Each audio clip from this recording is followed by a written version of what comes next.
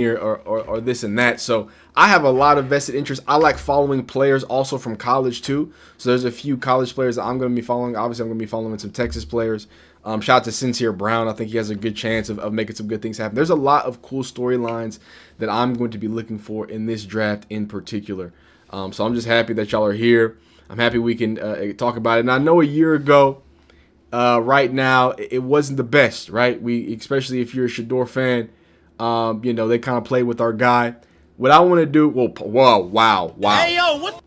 Wow, but you know what I mean, right? And what I'm saying is, in the short, today we're not gonna rehash it. Maybe when we get to the end of the draft, maybe we can go back and we can make it like a year look back at it, blah blah blah. This is what happened, and we can kind of have that conversation. But tonight, what I want to talk about is positivity. Tonight, what I want to make sure is that we welcome the new class of NFL players. These young men that are going to be having their dreams come true, right? They're going to be making it's a little different now, obviously, because a lot of these they are even making money, but specifically in the first round, they are going to be making money that's going to be different, right?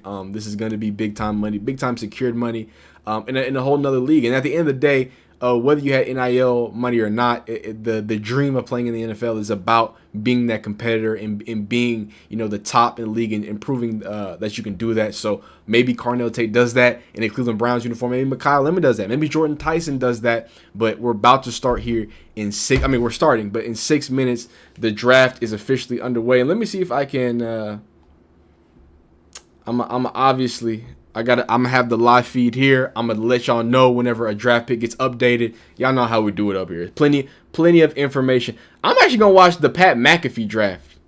That's what I'm gonna watch, just for fun. So I'm gonna watch the Pat McAfee draft. I should have some info coming from there. I will keep y'all updated as soon as things are getting drafted, as soon as things are happening. Make sure you vote in the poll. It's about to happen. That money is a mirage. It's a mirage. Glockenfeller says it's time. Big Triz. Zoe says, what up, Tingz? Glad I can finally catch you live. Thank you for being here at live, man. I really appreciate it.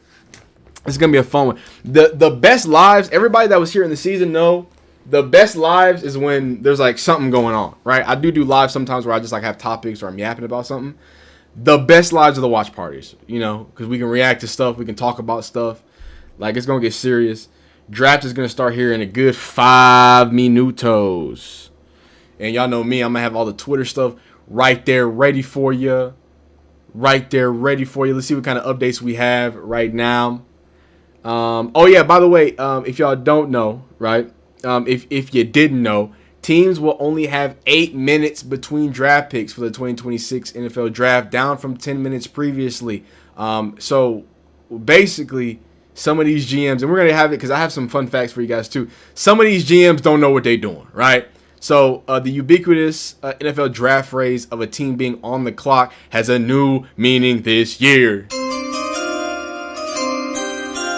As the NFL's offseason showcase begins Thursday in Pittsburgh, the 10-minute intervals in the first round before 2008, teams had 15 minutes between first-round selection. The new measure is designed to encourage a crisper production for fans, both watching on TV and attending in person, as the first round has historically required nearly 4 hours to complete. I'm not going to be here for 4 hours. I'm going to let y'all know that right now. I am going to have a special guest. G-Man's going to join us after the what's it called? The Dallas Cowboys pick. But 4 hours is absurd. You need to, tell them chop chop.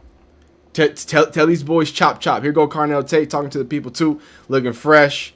That boy Mike Vrabel is in that boy in trouble, man. That boy Mike Vrabel in real trouble. Oh, check out that boy Francis Mawanoa. He could be a Cleveland Brown too. Let's get them likes up here. Oh, thanks, Don Juan. Hey man, like the video if you do like this stuff. Subscribe if you want to not miss another live, not miss another video. We got second channels. We got memberships. You want exclusive content? You want early content?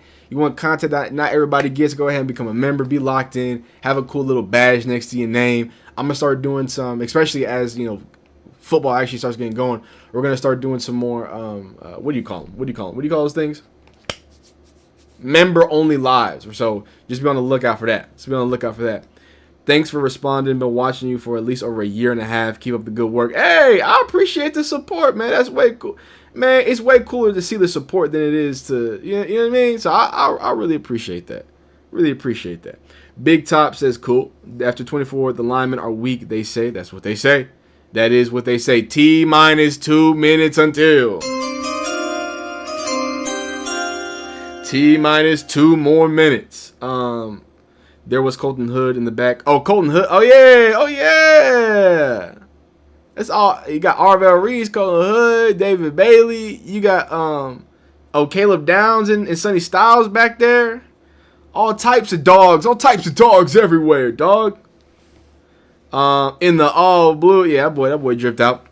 If we get Tate, that shows how much input Todd has. Hey, at Glockavelli, you are making really good points. It has been reported by the Rizzos of the world and the Tony Grossi's of the world that Todd Monkin apparently is a big Carnell Tate guy. So if Carnell Tate, it's you're 100% right. We're gonna find out pretty quickly what type of input Big Todd has, and if it's just the Andrew Berry show, you feel me?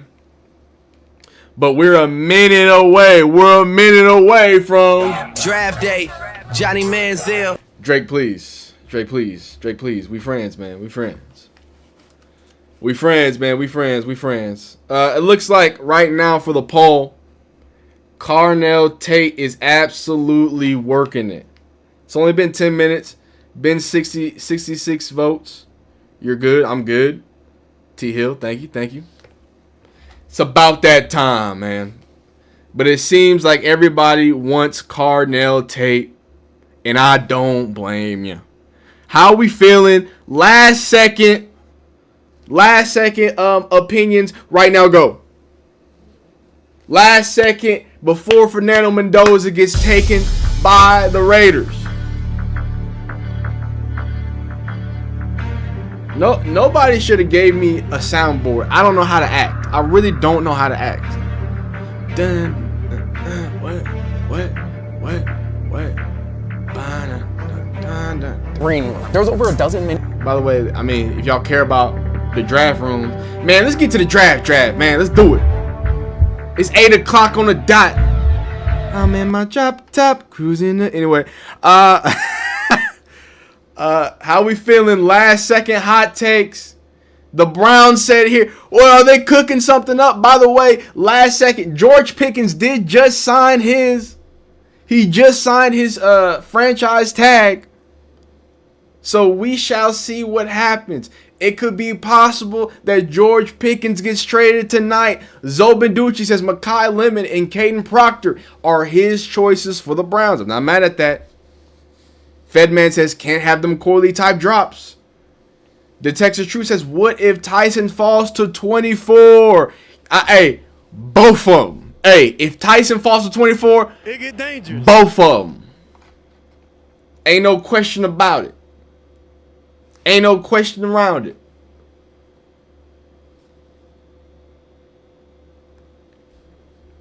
I'm listening to the Pat McAfee one. I don't know what's going on right now. The Soko, my Longhorn.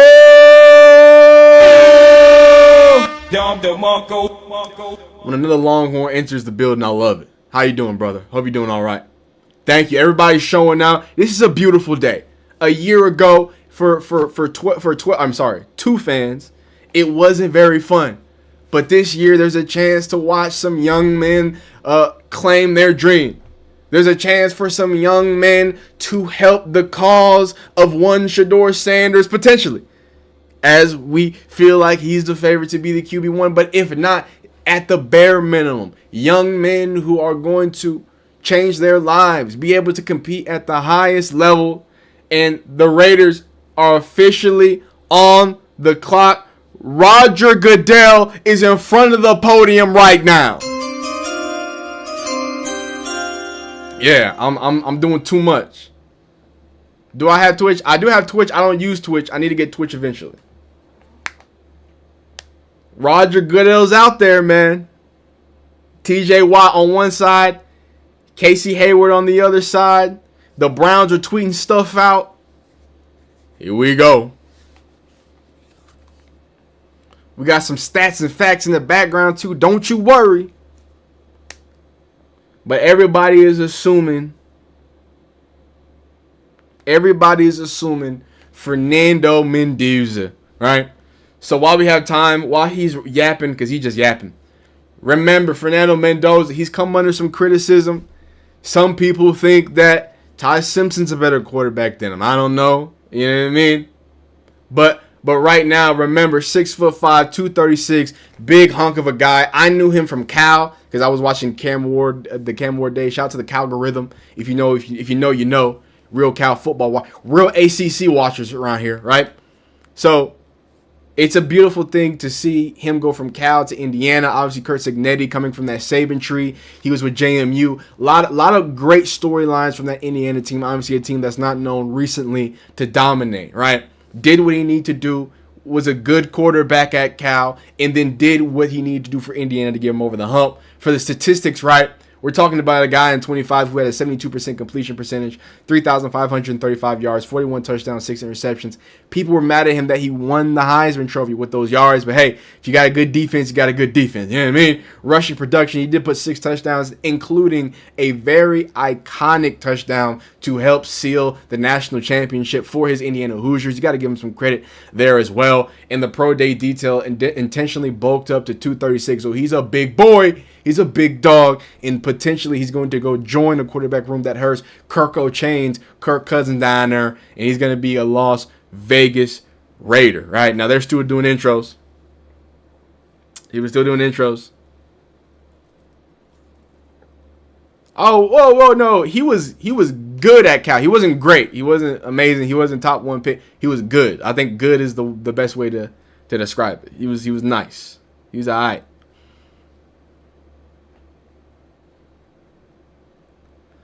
Well, there weren't tweets. It was an Instagram comment. And technically, he's Cuban, so maybe they just gave him a, you know what I mean? They gave him like a brown pass, maybe. I don't know.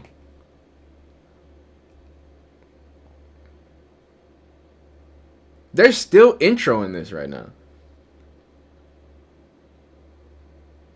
What are they doing? Wait.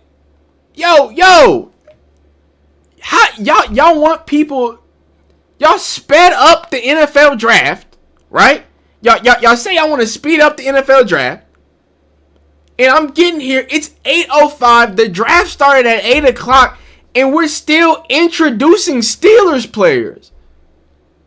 The Raiders are supposedly on the clock, and Roger Goodell is over here throwing terrible towels. What are we doing? Yo, watch. Look, y'all ain't got no Shador to boost the ratings. I'm guaranteeing you at this rate, no Shador. Y'all out here spending 15 minutes introducing the draft. Dog, this is gonna be a historically bad NFL draft ratings wise. Watch. This is upset. Like, what's going on?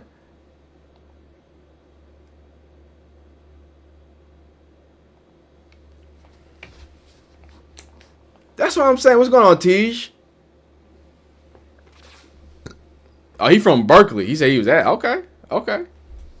You know better than me.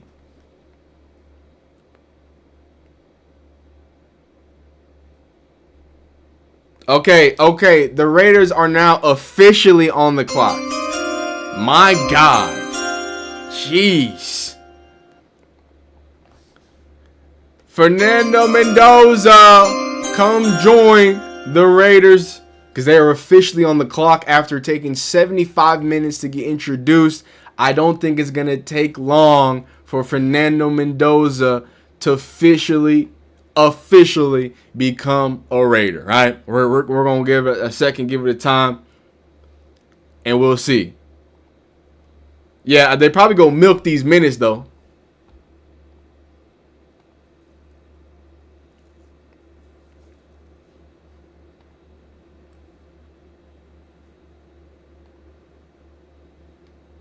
Oh, I can do it like this.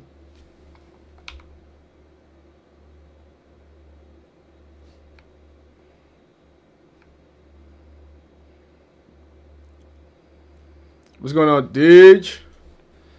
Shador changed the watch rate of the draft 2 years in a row. He did in fact do that. The clock is in the lower left corner. Well, I'm watching with the Pat McAfee show because I heard the ESPN is delayed.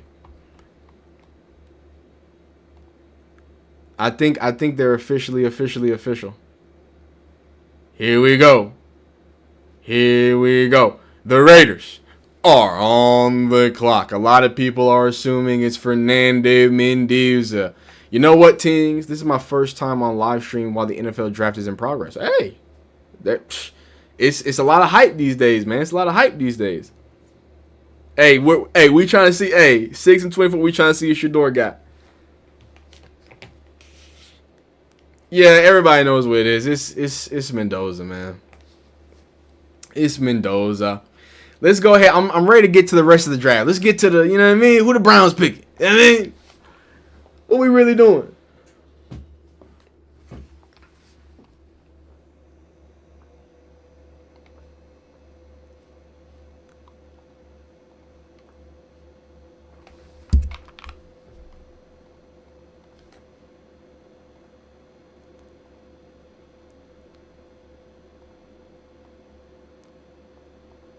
Wait a minute.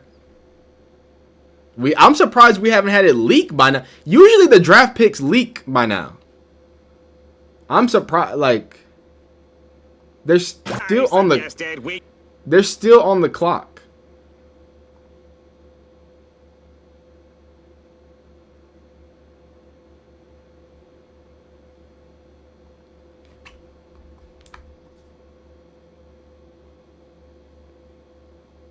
No updates on the Raiders just yet, but we all assume what's finna happen.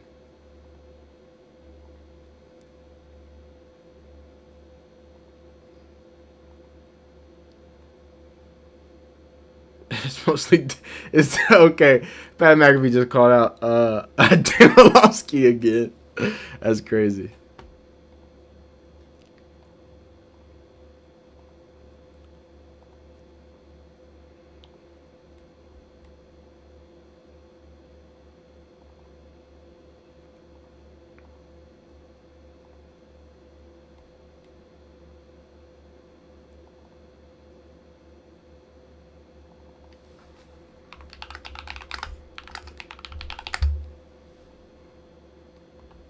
All right. Can we get to it, man?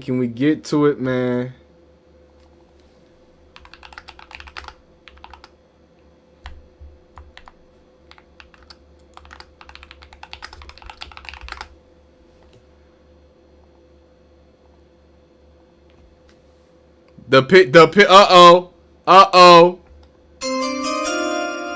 The pick is in. Here we go. We already know what it is, but here we go.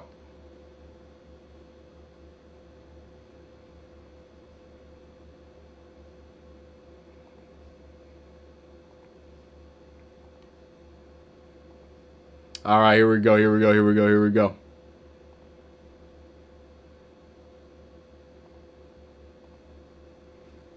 Oh my God, my Obsidian closed. Oh, there we go. Cool. All right. I'm hearing that the pick is in. Watching G Bush. Nothing wrong. I mean, shout out to G Bush, man.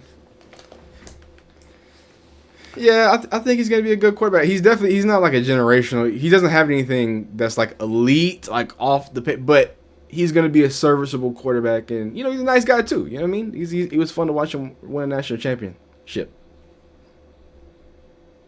Hey man, G Bush he's a national treasure, man. I hope AD pulls this off. 8-minute offense for. Wait.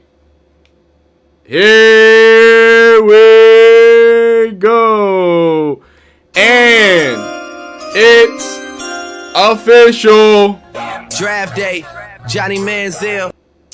Fernando Mendoza, come on down to Las Vegas. Come on down to Las Vegas. You're going to share the room with a man named Kirko Chainz. Now, this man, Kirko Chainz, can have chains down from his chest all the way up to his neck. He got enough money in his bank account to buy 5 coals, and Fernando Mendoza, you and your nerdy, very sharp chin having ours, is going to play some decent quarterback after you back up one of the most richest man in all the NFL. Fernando, congratulations. Going to Las Vegas to back up a man who has stolen more money than any other NFL quarterback. He gonna teach you how to get to the bread. Alright? I don't know if he gonna teach you how to be an elite quarterback or to win a Super Bowl, but Kirko gonna tell you how to get them chains. I'm gonna tell you that right now. Congratulations, Fernando Mendoza. Beautiful stuff, man. Beautiful stuff. Just you love to see it, man. You love to see it, man. Fernando, man, it's an easy one. Who's number 2? The Jets. You're on the clock. Now, I do want to make sure we give, Fernando Mendoza to give him his flowers. Like I said, Heisman, national champion, 3,000 yards, pro day things. He did some big stuff. Played at Cal, was an ACC legend. Congratulations to Fernando Mendoza, but we already knew what this was. Now the draft gets interesting. Now we go. Now we get closer to see who's joining Shedeur Sanders to make it real dangerous. Who's gonna do it? I'm excited here. Y'all got David Bailey. Y'all got Arvell Reese. Who is going at number 2?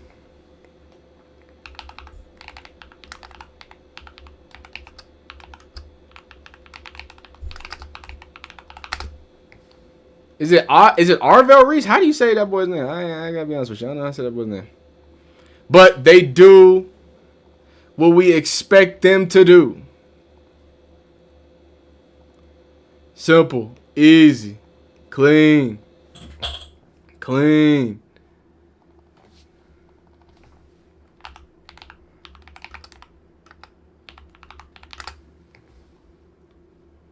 Mango chutney. Yo, I've been doing that mango chutney thing a little too much, dog. Jets got to replace linebacker Williams. He went with the Browns. Yep, Arvell Reese would be great. Trizzy says CJ Bailey.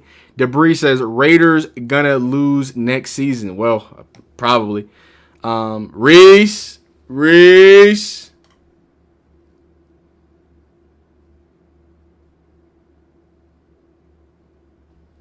I'm hearing some Reese.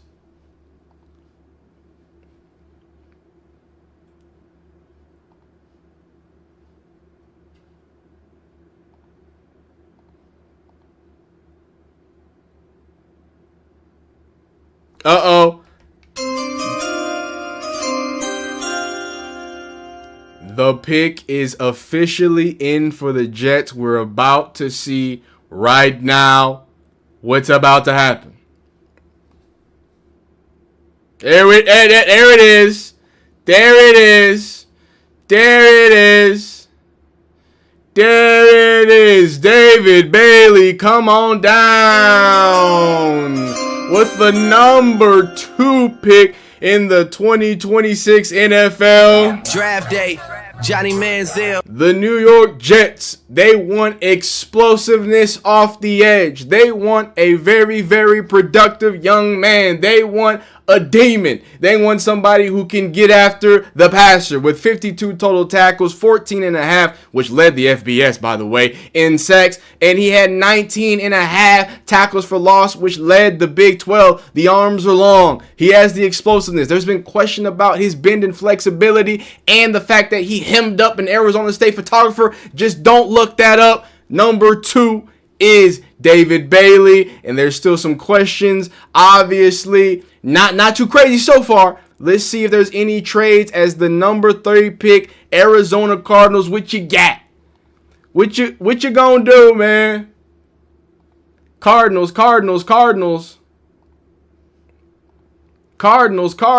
So, Jet, how we feeling about this one?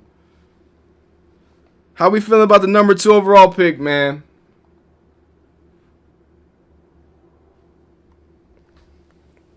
And remember, there was a big thing about David Bailey because he, you know, what's it called? Like, apparently the Jets canceled his interviews, his last interviews. So I think that's interesting.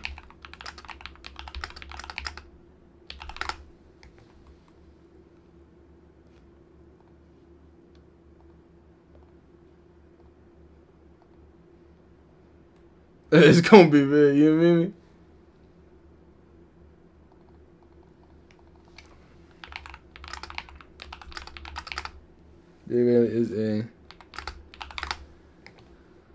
Hey, he's coming out looking fresh, man.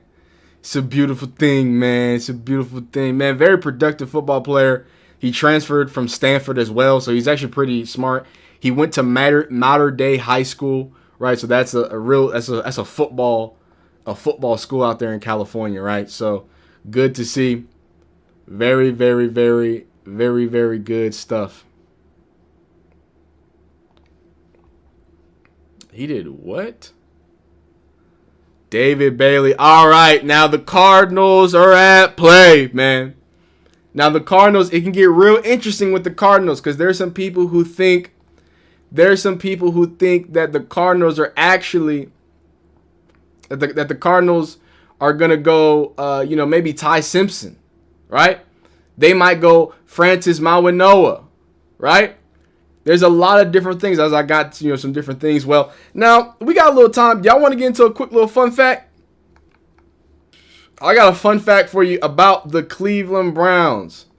I bet you didn't know this. The Cleveland Browns in 2011, they drafted tight end Jordan Cameron. My fault. But they accidentally called defensive end Cameron Jordan's name, who was drafted by the Saints, to congratulate him and ask if he was ready to be a Brown. Of course not. He was ready to go to New Orleans. He was ready to eat beignets. He did not want to go to Cleveland, and the Browns do a Browns thing, and they call the wrong player. That is your first bit of trivia. And since the Arizona Cardinals are up right now, how about this? Arizona Cardinals, they once drafted a minor league baseball player with the number 8 overall pick. In the modern era, they were the first team to replace a first-round quarterback after just one season, moving on from Josh Rosen to draft Kyler Murray. Ugh. Real nasty stuff. I got fun facts for you guys. I got fun facts for you.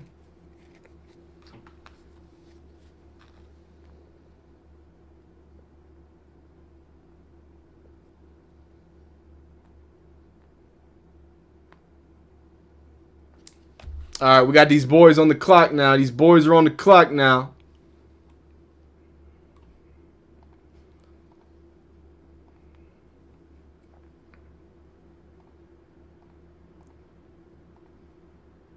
All right, who we got for number 3? Cardinals, what we doing, Cardinals?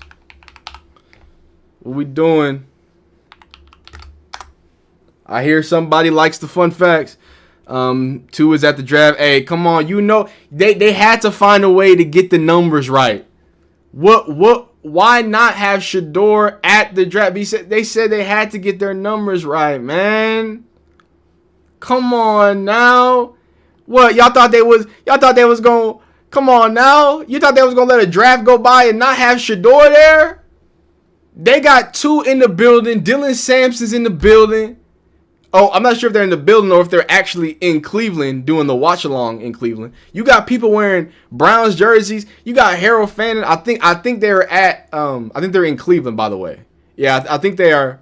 I think they're in Cleveland, not at the draft. But regardless, come on, man. Gotta show the people, man. It's a beautiful thing, man.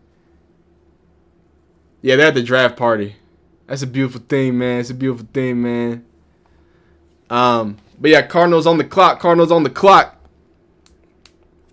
Does Tua even know he's at the draft? Wow. They said Shador's gonna announce the 144th pick. That would be, I mean, if they want to get their numbers right, that's the only way to do it.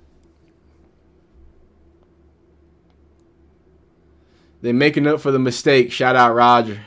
They trying their hardest. Where Shador, I think to correct everything, I believe Shador is at the Cleveland Browns watch party. I don't think he's at the draft. So I just want to confirm that from what the Browns tweeted out. I just want to make sure we know. Arizona.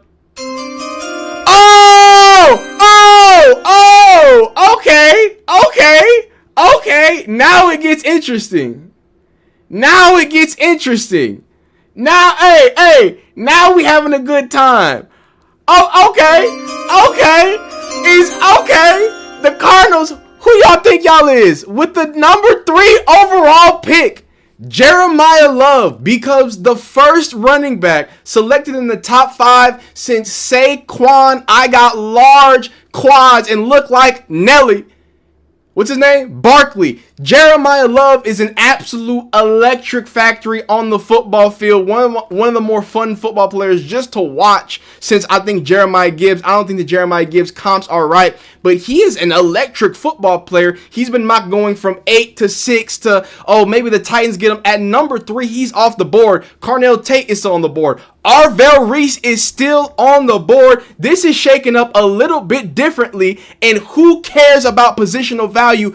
Go get a demon. Go get a problem. He can line up on the outside. He's absolutely explosive. He's the running back 1 in this class, and he's an absolute beast. I don't know what else you want me to tell you. This is why we watch the draft. A running back going top 3. Is it 2002? This is awesome. This is what I'm talking about. That's what I'm talking about, man.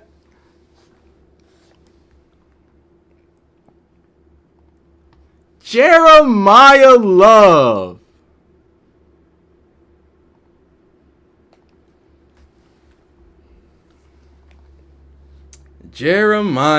Would you look at that?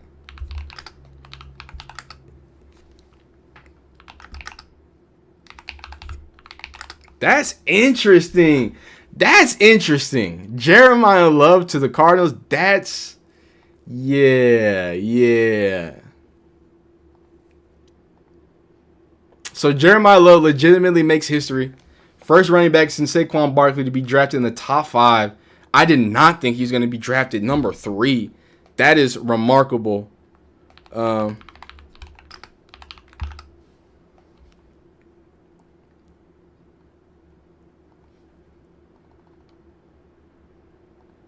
Wow.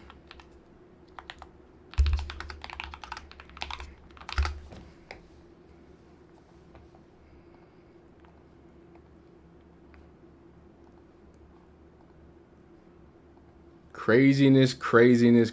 So there's a lot of implications there, right? Obviously, Ty Simpson's still on the board, right? And then on top of that, with Ty Simpson still being on the board, I don't think that's big of a deal. But with something that is a big deal is Arvell Reese still on the board. All the wide receivers are still on the board, right? That means the Titans can get what they want to go get. Wow. So, and here's another fun fact, by the way. This is a new fun fact. I'm getting it straight off the presses. So, so he's the highest. Let me correct that. Jeremiah Love goes number 3 to the Arizona Cardinals. He's the highest drafted Irish running back ever and the highest draft pick out of Notre Dame since Rick Mirror in 1992.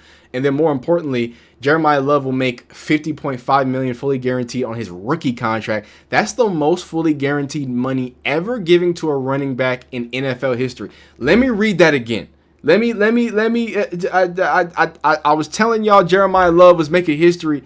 It's in multiple ways in one, right? I told y'all he was the first Notre Dame player to be drafted that high, first Notre Dame player running back to be drafted since like 1992, or highest since 1992, right? And then on top of that, the record-breaking money he gets as a rookie, right? We talk about NIL money and all this other stuff. $50.5 million fully guaranteed is the highest in NFL history, guaranteed money for a running back. Positional value is about to get thrown out the window, dog. It's going to have to be.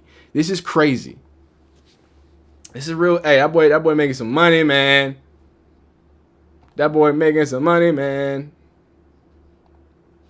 So we are number. Where we at? Who picking? We got Cam Ward. Our guy Cam Ward is up.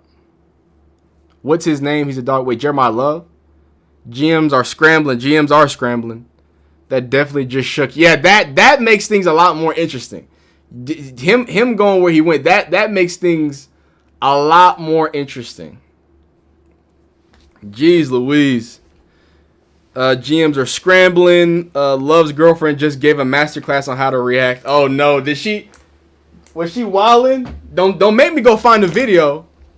Don't make me go find the video. So everybody's expecting Sonny Styles here to go to the Sonny Styles here to go at number 4. Titans are on the clock now. Oh, actually. Still. Oh, wait, no.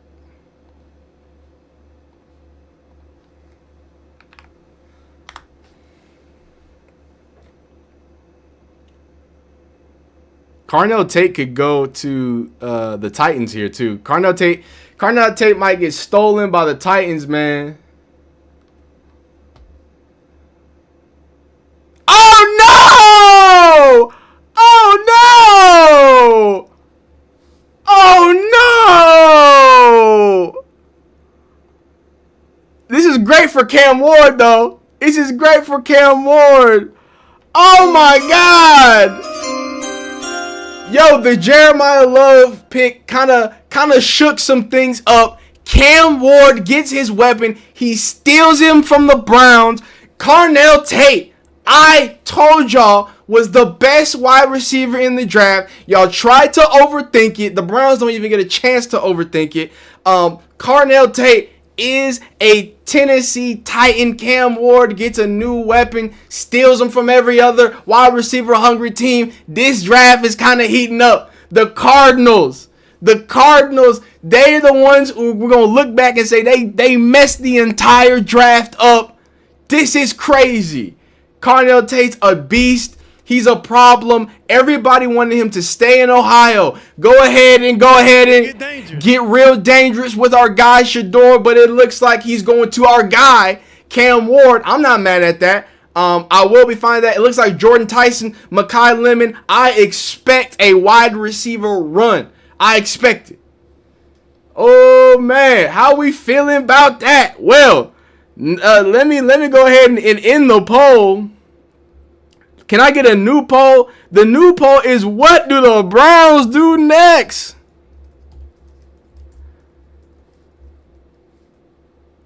What do the Browns do next, man?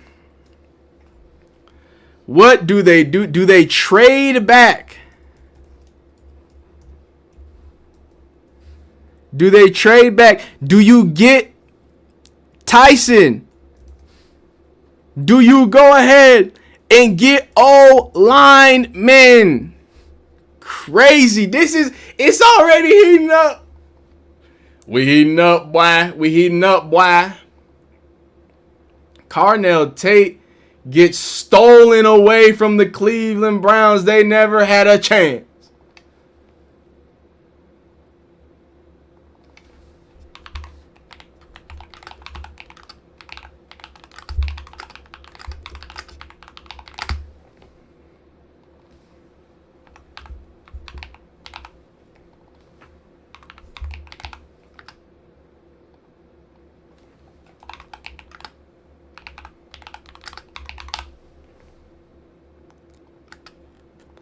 Wow. This has been an interesting draft already. It's been a Buckeye draft too, boy. Arvell Reese still on the board? What if the Browns do something crazy? Arvell Reese is on the board. Ruben Bain is still on the board. What if they do something crazy?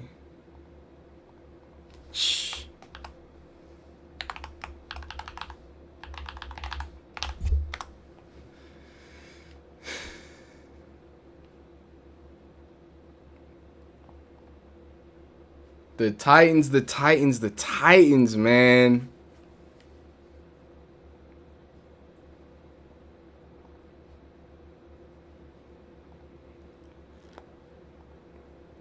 This is crazy.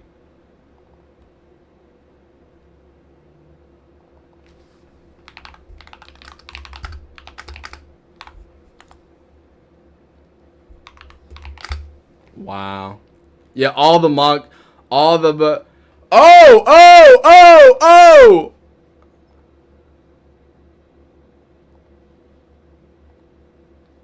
Hold up, hold up, hold up, hold up, hold up, hold up, hold up, hold up, hold up. There we go. Reese to the Giants. Reese to the Giants. We're going to react to that as well. This one, I'm not as... Sorry, this Carnell Tate news is... This completely... Wait, oh, they're on the clock! The Browns are officially on the clock, by the way.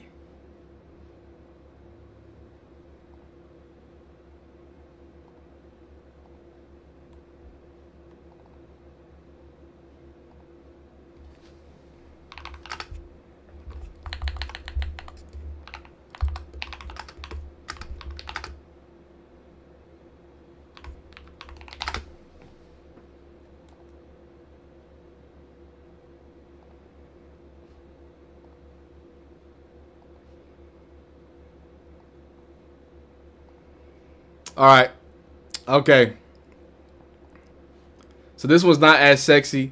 This one's not as crazy, but shout out Arvell Reese. He goes top 5 to the Giants. Makes a lot of sense. He's a beast. He's an absolute Swiss Army knife. Now we're waiting for the Browns. And Kayvon Thibodeau is expected to be traded. This is a lot. It's a lot happening right now. Wait. Did they just trade back? I think the Browns just traded back. The Browns traded back. The Browns traded back. Andrew Berry, you got no ball. Hey, I told y'all. The Browns just traded back. The Browns, let's see what they got. Hold up. The Browns and the Chiefs have been in deep talks on a trade to the Kansas City, up to 6 overall pick, in Cleveland back to 9. One to watch in the next few minutes. And of course, the Browns have it. It's official. What's the details of this trade? We were getting this live off the presses. Moving on back. The Browns are trading the 6th pick. Kansas City Chiefs. Who are the Kansas City Chiefs going to pick? They're about to give Darth Vader another Death Star. Don't let Patty Mahomes do this. The Browns are on the clock. Oh my goodness. Oh my goodness. No Jordan Tyson? They don't want Jordan Tyson? Oh my God.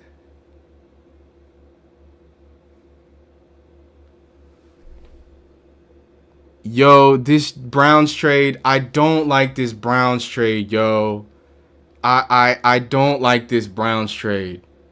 I gotta be honest with you. We're on the clock with the Cleveland Browns, but they traded back their pick. The officially the Browns trade is the Cleveland Browns give up the number 6 pick, and they get the number 9 pick, number 74 pick, and number 148. So I believe that's a third round. So you trade back 3 spots, and you get a third round, and I think that's like a fifth. That's a 5th round. You get a 5th round and a 3rd round. They don't want Jordan Tyson, I guess. I guess Monroe Freeling is what it is. We have to sit and wait a little bit longer because the Browns pick at number 9 and number 24. Let's see what the Kansas City Chiefs have cooking up here. 3 spots. They get an extra 3rd rounder and an extra 5th rounder officially. Crazy times. Crazy times. To the Chiefs. Chiefs. The Chiefs, guys. The Chiefs. My goodness. Yeah, they wanted Tate. Hey, this confirms that they really wanted Carnell Tate. I mean, I don't know how I feel about that. I don't know how I feel. Like, on first look at it, it on paper it looks worse, but you only go back 3 spots. You're only going back 3 spots, so I think that's fair. But at the same time, like, I just feel like at number 6 with Jordan Tyson on the board, not one offensive lineman's off the board. What?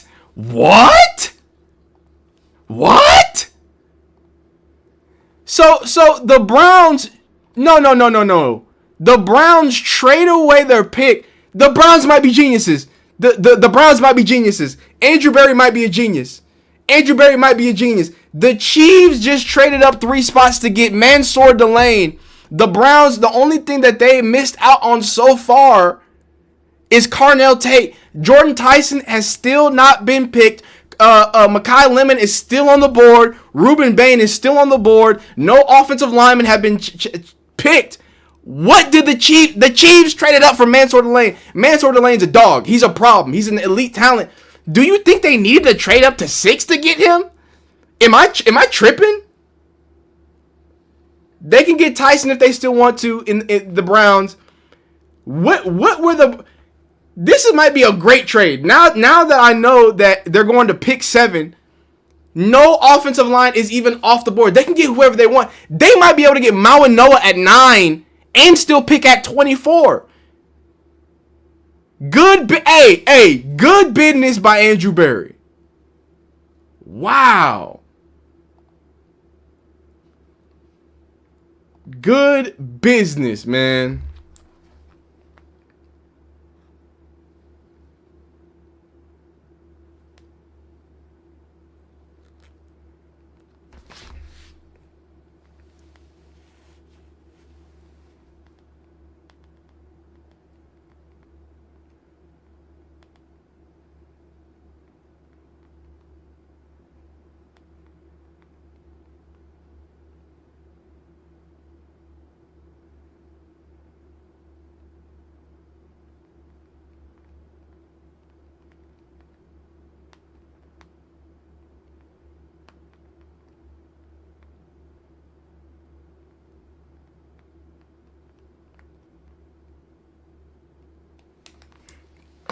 Wow.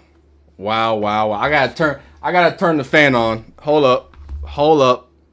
I'm kind of confused right now.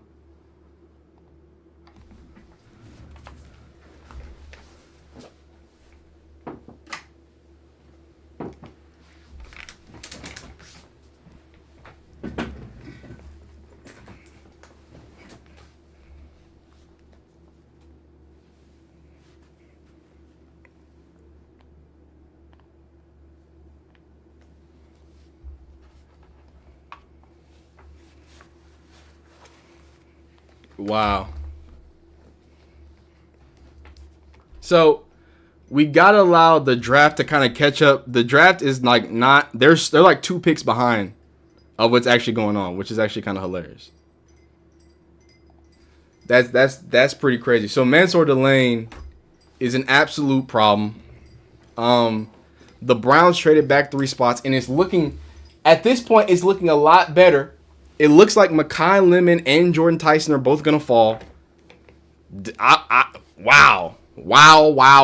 That's all I have to say. The Browns are in a phenomenal position right now. No offensive line have been picked. Ruben Bain is still on the board. The Chiefs traded up to get Mansour Delane of all people. And I think Mansour Delane is going to be one of the best cornerbacks. He has the ability to be one of the best cornerbacks in the league. But we're talking about... My goodness, right? Now, although the Browns haven't picked yet and they're just trading back, they've been kind of sitting on their hands. I think they're in a good spot. Really cool fact here. The first surprise of the NFL draft, Tennessee takes Carnell Tate from Ohio State. Recent Buckeyes wide receiver. This is just fire to see. Carnell Tate just got picked. Emeka Ibuka, I think he's kind of good. Marvin Harrison, hey, he's still figuring it out. Number 4. Jackson Smith and Jigman number 20. I heard he's kind of good. Garrett Wilson at 10. Chris Olave. I think those guys are good at football. Ohio State is officially wide receiver. You can argue with a wall. But these boys just crank out elite wide receivers every single chance they get. So good stuff on them, man. Good stuff on them. Wow.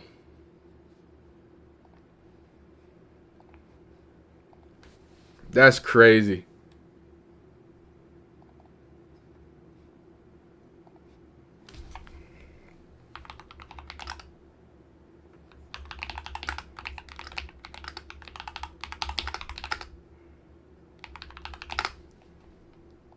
Wow.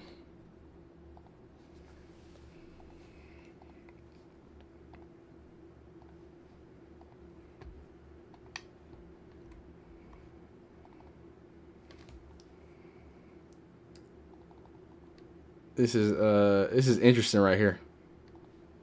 Okay, so I'm trying to get more details here, but it's kind of getting crazy right now. There's just so many. It's a lot going on right now. It's a lot going on right now, dog.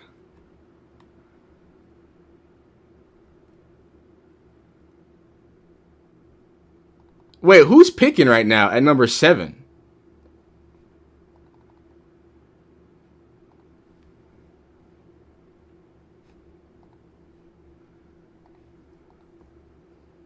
Okay. All right. How we feeling? Yeah, the Cleveland gave up what's it called? The Cleveland gave. Oh, here we go. We got an update, by the way. So Cleveland gave up their number 6 pick and they traded back to 9 to the Kansas City Chiefs. They got a 3rd round pick and an extra 5th round pick, and they're about to pick in the next 2 picks. The Commanders just select Sonny Styles. He goes at number 7, 6'5", beast of a linebacker, real big issue. Really love Sonny Styles. I think he's somebody that fits into any defense that you put him around. Just an absolute problem, absolute stud. Is going to do a lot to help some of these defenses. Tingz, what are you watching? I'm watching what's it called? I'm watching the Pat McAfee draft joint, but then I have the live updates on Twitter. So y'all getting the real thing. So we're a pick number 8. We are in pick number 8. I believe the Saints are up here. And as it stands right now, Mekhi Lemon is still on the board. Right? Like not only is Mekhi Lemon still on the board, Jordan Tyson still on the board. The Browns might have done what they needed to do. The Browns might have, because there was no way that the Chiefs thought that the Browns were taking a corner. I think they thought that the Saints were going to take a corner, so they had to get to number 6. Oh, no. Pat's not telling early. I just have them early. Pat's behind too. Don't worry. I'm just giving it early to you guys because I have they're live tweeting it. Yeah, I think Andrew Berry won that trade so far. I freaked out on first. Yeah, Mawa Noah might be the. Yeah, it's a good spot. I don't think anybody expected Jeremiah Love. I think Jeremiah Love was gonna be like the pendulum that kind of hung over everything. Jeremiah Love and Carnell Tate changes everything for the entire draft, right? And I really do think that's what I really do think that's the conversation that was being had there. I got Ari. I got not just Ari. I got all the updates. I got all the updates, man. So the Saints are currently on the clock. We're gonna wait to see what happens with them. And just so we know, shout out Sonny Styles. Sonny Styles is a what is he? Who is he? He is a Commander. So update. Remember, Browns are picking at 9. They get an extra 3rd round pick, so day 2 should be fun. And then, of course, an extra 5th round pick in the Kansas City Chiefs. Move up 3 spots. All they had to do was give up a few picks, and they really felt like Mansour Delane was the guy they needed to go get. So that is what the trade looks like so far. Number 8 on the clock right now. It is the New Orleans Saints. Now, again, Jordan Tyson is still on the board. No offensive linemen have been taken. Ruben Bain is still on the board. There's a lot that can happen here. And I don't think there's a lot of players that are going to be going to places I don't think we expected. Yeah, Styles is a really good football player. Through the Fire podcast, who do you think the Browns pick? I don't know. At this point, some people say Jordan Tyson. I don't know. Do they? I gotta do another poll. What should the Browns trade back again? Oh no! Oh no! It's looking really slim. The Browns might just trade back again. The guy, Jordan Tyson, is off the board. This just basically confirms that the Browns will not be drafting a wide receiver. I don't think with their first pick. They are officially on the board, and the top two are off. So let's see if the Browns trade back. Let's see it. All right, what they do? What do they do? O-line, wide receiver. And trade, do they trade back again?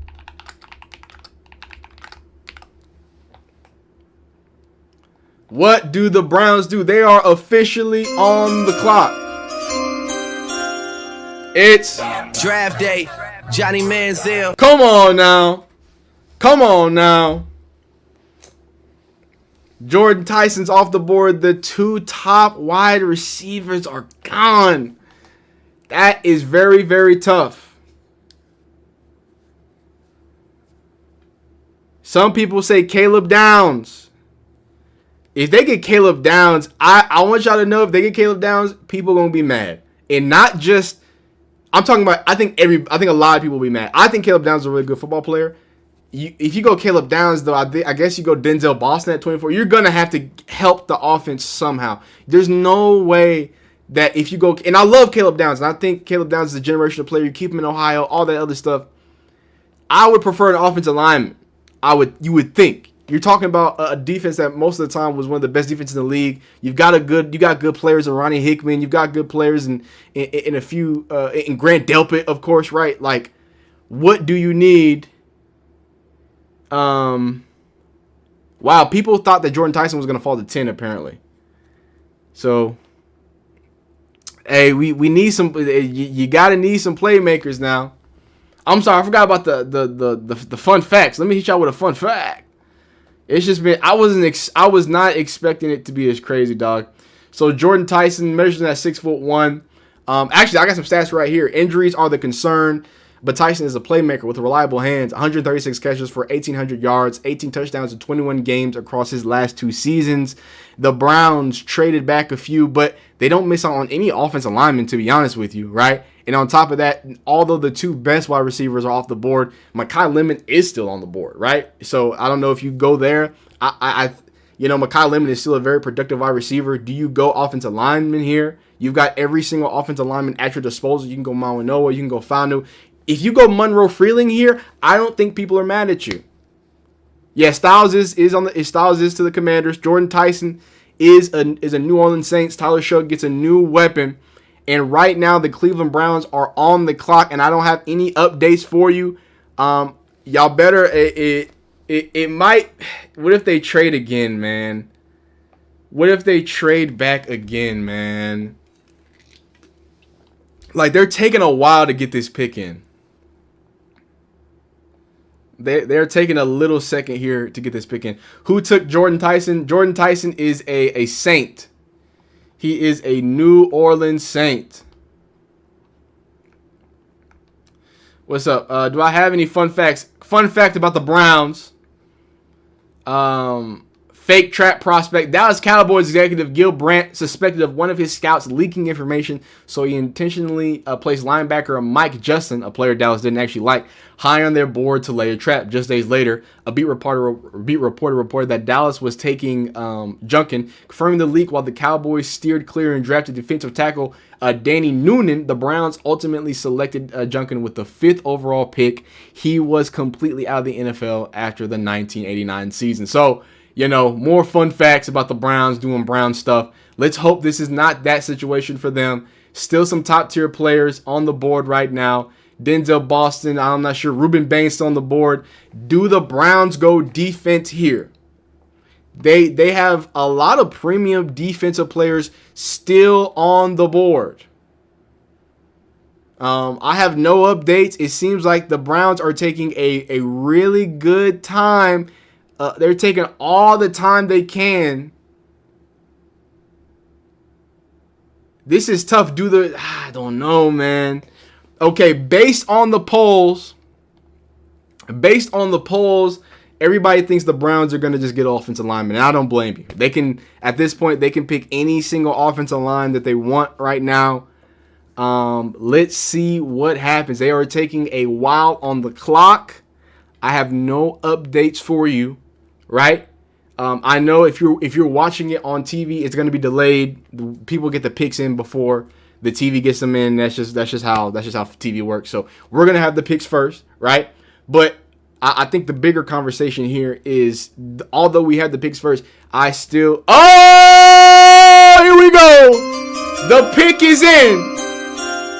The pick is in. The pick is in. Hit him one more time. Come on now. Draft day, Johnny Manziel. The pick is in. Man, oh man. We're waiting.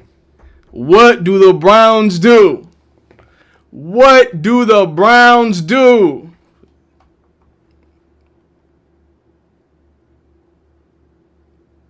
Yeah, they need a lineman. And 24, I think you can get Denzel Boston at 24. Why are you yelling? Because I like yelling, dog. Gets the vocal cords going. Everybody's saying Fanu. Everyone's saying Fanu. I don't have any official. But if it's Fanu, I like that pick a lot. If it's Fanu, I like that pick a lot. Oh, yep. Wait, where's that? There we go. Hey, man, you get arguably the best offensive tackle. It is officially official. Draft day, Johnny Manziel. The Cleveland Browns upgrade the much-needed offensive line with Spencer Fanu, the first offensive lineman off the board. Him and Mawanoa were projected to go top 5. You get a real deal tackle that can shut down the edge. You might have to put a rookie at left tackle, right? But as it stands right now, you might not like the trade back, right? The trade back might not have been that sexy, but if you get a solid, real deal offensive tackle, Fanu was an absolute beast. If I'm not mistaken, I believe he can play on the inside too, but we need tackles around here. Shador or Deshaun. Shador gets him a nice new big dog out of the Big 12 to go ahead and protect possibly the blind side. How do y'all feel about this, man? It's nothing sexy, but it gets the job done, man. It really does get the job done. You can't be too mad at that. You can't. I'm not mad at that one too much, man. So now we wait until pick 24. All right, so pick 24. I think they should go Denzel Boston. If you ask me, they go Denzel Boston.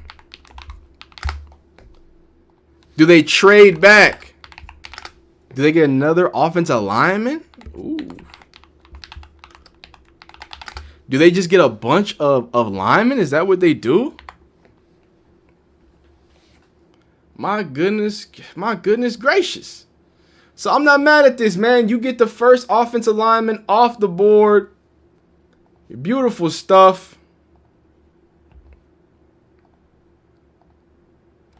Sorry, I'm posting videos while you know what I mean?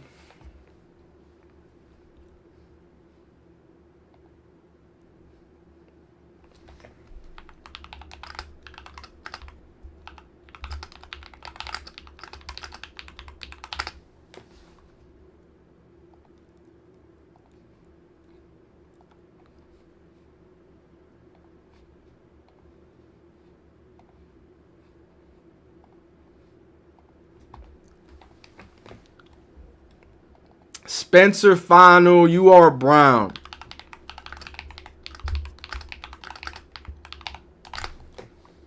I like him. I like the football player. I do want to see what 24 is, though. I'm very excited to see what pick 24 is. However, very excited.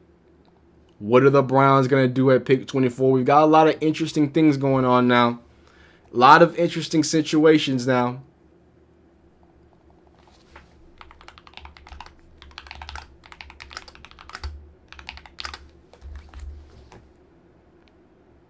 Oh, one second.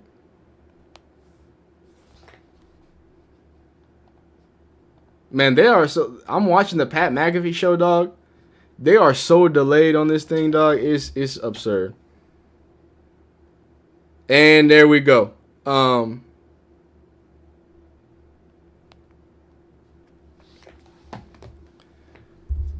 What was the name of the receiver that played with 2 at Jackson State? His name is, I believe, Tyron Montgomery. Tyron Montgomery, I believe. But Francis Mawanoa goes immediately after the first offensive lineman. So I think there's going to be a bit of an offensive lineman run right now. Nothing too sexy about that. But I like offensive linemen. I like the big bodies. You know what I mean? I like the big bodies. Look how behind they are. Like, they're so behind right now.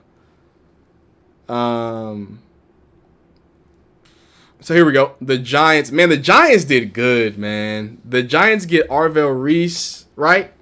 They got Arvell Reese, and then they get Francis Mawanoa. I know for a fact Francis Mawanoa can play guard. So you're going to get a guy who's going to start no matter what. He can play tackle. He can play guard. He's from Miami. Mario Cristobal makes really good football players. But yeah, Jordan doesn't look excited. Yeah, they're just now getting the Saints pick. Yeah, we on the Giants pick, man. Francis Mawanoa. That's what it is, man. That's what it is.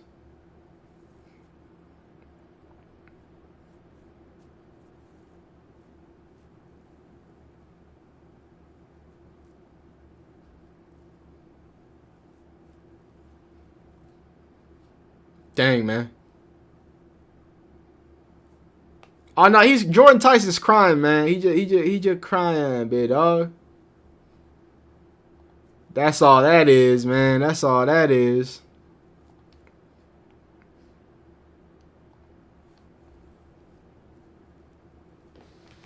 We got about 4 minutes. Oh man, that boy fell down to the knees.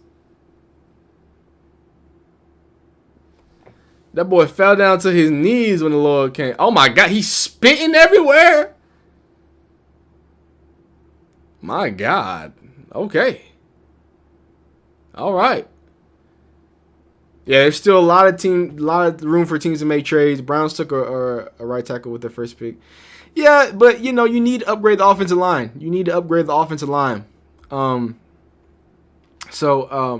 Just so we know where we're at right now, Jordan Tyson is a New Orleans Saint. He got picked at number 8. The Giants picked Francis Mawanoa. He's the second offensive lineman to go off the board after the Browns just picked Spencer Fanu. So this is just how some of these picks are shaking out. Obviously, Sonny Styles to the Commanders. If you're missing anything, Jeremiah Love did go number 3. I think that was the pick that shook up the draft the most. Probably the only other pick that shook up the draft more was Carnell Tate going to Cam Ward and the Cam Ward and the what do you call them things? The Titans, right? So I think this is some very, very interesting stuff. Very interesting situation. Arvell Reese goes to the Giants. He's just a beast, either at the edge or playing linebacker. Some drafts are kind of shaking up right now. The Browns do not have an elite wide receiver. They go offensive line. The Kansas City Chiefs, they leapfrog a few players to hopefully get their cornerback of the future at number 6. As it stands right now, we are waiting for the number 11th pick. Who is the number 11th pick? Who is it? Who's on the clock right now?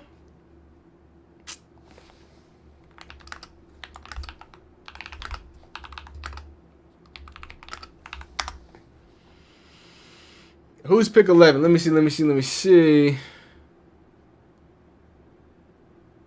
The Dolphins. Okay, so we got the Dolphins, Cowboys, and then the Rams coming up next. Dolphins, Cowboys, then the Rams coming up next. I have no updates right now. What does Darryl Reuter think about the 9th overall pick? To number 6, where they took LSU linebacker Mansour Delane. The Browns also getting a 3rd-round pick, number 74 overall, as well as a 5th-round pick, 148, in that trade to move down 3 spots. And with that pick, 9th overall. I like big bodies on the O-line. What you talking about? Offensive tackle Spencer Fanu from Utah. So he is the Browns pick at number 9 overall, the 5th offensive lineman. We went into the draft thinking the Browns would go that direction, especially early in the draft, and maybe now that kicks off that run on offensive linemen that everybody has been talking about. So Spencer Fanu is the pick for the Browns, number 9 overall in the 2026 NFL Draft. All right, the first pick of the night is in for the Browns, 9th overall, following a trade down with Kansas City as the Chiefs moved up to number 6, where they took LSU linebacker Mansour Delane. The Browns also getting a third-round pick, number 74 overall, as well as a fifth-round pick, 148, in that trade to move down 3 spots. And with that pick, 9th overall, the Browns take offensive tackle Spencer Fanu from Utah. So he is the Browns pick at number 9 overall, the 5th offensive lineman. We went into the draft thinking the Browns would go that direction, especially early in the draft, and maybe now that kicks off that run on offensive linemen that everybody has been talking about. So Spencer Fanu is the pick for the Browns, number 9 overall in the 2026 All right, NFL all right, Draft. all right. What about what do y'all think about it, man? Browns trade with the Chiefs. They get a 3rd and a 5th. They move back 3 spots. Okay, all right. It seems like they want to get some We have more not picks. gotten more. They have not gotten more. I like the trade. I like trading down, especially with what's available right now. But what do you get, a 3rd and a 5th? Could you have gotten a 2nd? I don't know. I don't know, but we'll see what they do. It's a long night ahead. All right, Browns trade with the Chiefs. They get a 3rd and a 5th. They move back 3 spots. Sorry about that. I'm finding more videos for y'all guys. I'm finding sometimes there's some fun facts that get lost in the cracks on Twitter. I'm getting those for you guys right now. Yeah, Tony and I surmised this earlier today. Andrew has some players in the 3rd round that he likes, and he's going to take 2 of them now. He has 70 and 74. The 5th round pick, he's got to get his 5th round picks. That's his favorite. But, yeah, I think they did okay. They only went down 3 spots. And remember this, they're still going to get the linemen that they wanted at 6. Did they get enough? Yeah. So there you go. That's actually what I was going to tell you about. I forgot what the reporter was, but he's reporting that basically from the sources that I've seen, the Browns were going to pick Fanu regardless, right? So, doing some digging and finding some more information, you find out that Fanu was a selection no matter what.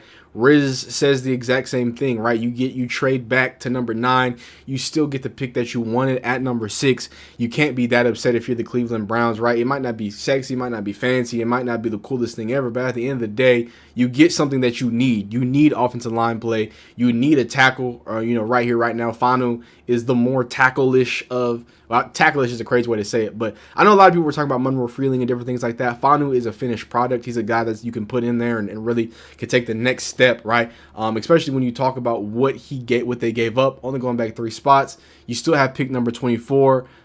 Interesting situation. Why would we trade up for a wide receiver? Wait, trade up? I didn't say that. You said me? I didn't say that.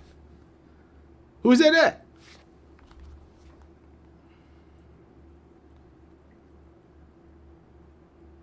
Hey, we got video. Y'all want to see Carnell Tate? We got exclusive video of Carnell Tate.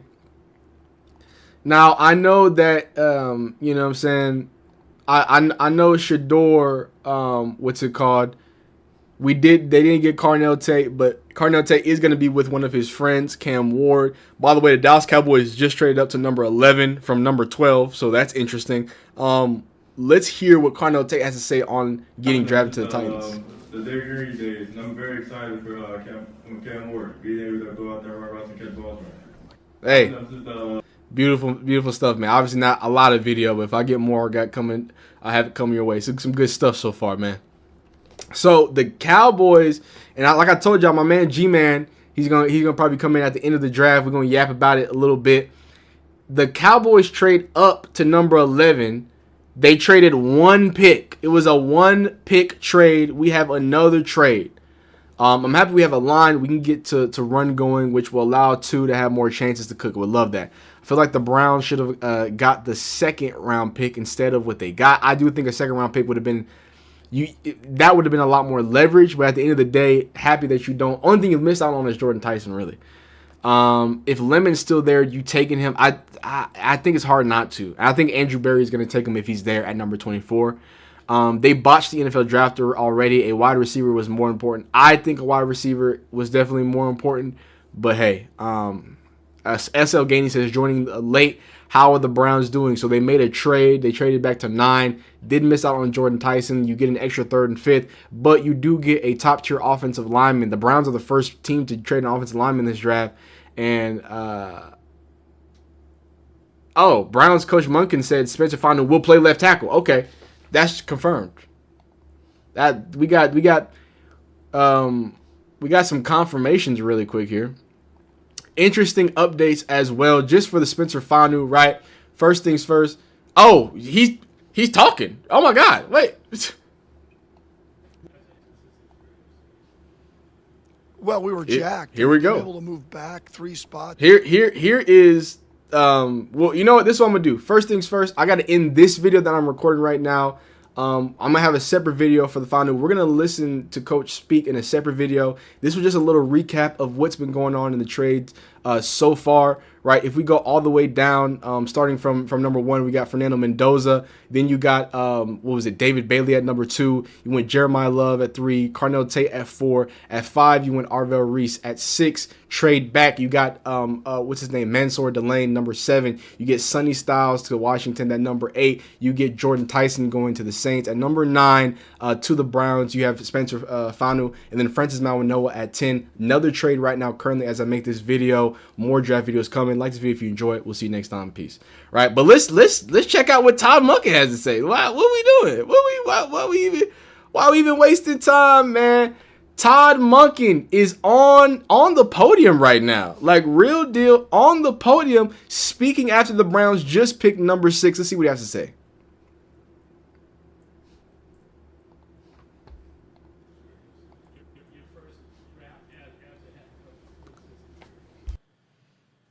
Well, we were jacked. I mean, to be able to move back 3 spots, pick up a 3rd and a 5th. What a great job by Andrew, and get the player we targeted the whole time. And, we couldn't be any more excited, and still have another pick later on tonight. Jordan Tyson was still on the board when you guys made the trade down. So, obviously, that Spencer must have been your guys' number 1. No, we targeted Spencer. With Spencer being the first tackle off the board, what was it that you thought separated him from the rest of this pretty deep tackle class? As I said, his character was first. I mean, the way he's wired. I think the expectations that we'll have for him won't even match that he has for himself. And his athleticism, his toughness. I mean, when you want to start off the first your regime, I mean, when you talk about what you want, character, toughness, athleticism, he has it all. There's a lot of speculation throughout the draft process that Spencer might move in inside to guard or center just because of the arm. I think that shout out to the $5. Sapper Daddy says, I'm over here because all the Browns draft watchers are depressing, like everyone didn't think tackles wasn't a good idea after Tate was taken at 4. I like not only do I like offensive linemen, you get the first offensive lineman on the board. If you're not happy with this, maybe you weren't watching Cleveland Browns football, right? But let's get back into what Todd Monkin has to say here. What did you see on film that alleviates the concerns about arm length at that tackle position? Well, I think his athleticism and his toughness. I just think all of the above. I mean, do I think that's a part of it? Reach? An arm length, of course it is, but there's other things that are involved with it, other characteristics that go into it. I think he'd be an elite guard as well. I think he'd be elite center. I don't care where you put him. I think he's going to be an elite player. You know what George Warhop wants in his lineman. Does Spencer Fanu fit it better than the others? I won't speak to where we had the other guys at. I'll just say that we were excited as heck to be able to get Spencer. Andrew said a tackle's a tackle, but the fact that Spencer played left early on at Utah, is that important for you guys to see? It's part of the equation, yes. Utah teams, I mean, their physicality is sort of always been sort of their calling card. I mean, how much does that, that program DNA, do you see in Spencer? How much was that an attractive, part of that? A big piece of it. You go all the way back to Urban Meyer and then Coach Whittingham. I mean, when you get a player from Utah I mean, you get a player that's physical. They're going to practice physical. They're going to play physical. Their style, their expectations of their old line. So, again, we're fired up. Would you still like to get a receiver pretty high in this draft if you can? Sure. And we'd like to add, there's a number of areas we'd like to add to our team, that being one of them. Were you guys at all surprised with how the board fell previous to your guys' pick? I wouldn't say that. I think it fell pretty close within reason. As far as I could tell, being in there with Andrew and his group, it fell off the board the way it appeared to me that it was going to go. Did you get Spencer in for a 30 visit? Because I know that was. We did. Okay. We did. What stood out during that visit? To everything that I've already said. I mean, it's that you know. I mean, You have Spencer Fanu as your left tackle. Does it affect the movement of any other positions on your line that we saw the other day? Not what we saw the other day was really who we had. You know, with Elton being out, Titus being a little bit limited, and trying to put all the pieces together. Ultimately, once the draft is over and free agency and we go to camp, then we'll work on exactly where everybody's going to fit that was here the other day. You came in and talked a lot of just about how it all kind of starts in the offensive line. You mentioned that, I know, at the Combine. With what the resources you guys spent in free agency to sort of bolster that group, now your first pick is a tackle. Was this kind of, when you came in and took this job, what you envisioned as you thought about kind of rebuilding this offense, that it would start with figuring out that group? 100%. All right, thanks, guys. Wow. First off, shout out to, I'm sorry, we just got an update. Ty Simpson just got drafted in the first round. Dan Orlovsky is going to be jumping up and down. Thank you so much to Craig. Let me can I read this? Says Monday morning Madden. Oh, wait, man, I can't read. Why is it not letting me read it? Hold up. Here we go. Wow, Ty Simpson. Great pickup at tackle. Plenty of gems. Wide receiver left. This ain't Monday morning Madden. Thank you for the $10. Appreciate you. Donate to the diaper fund. I appreciate that. But Ty Simpson. Wow. Hey, somebody called Dan Orlovsky. Because the Rams just selected Ty Simpson with the number 13 pick. They might do it the right way.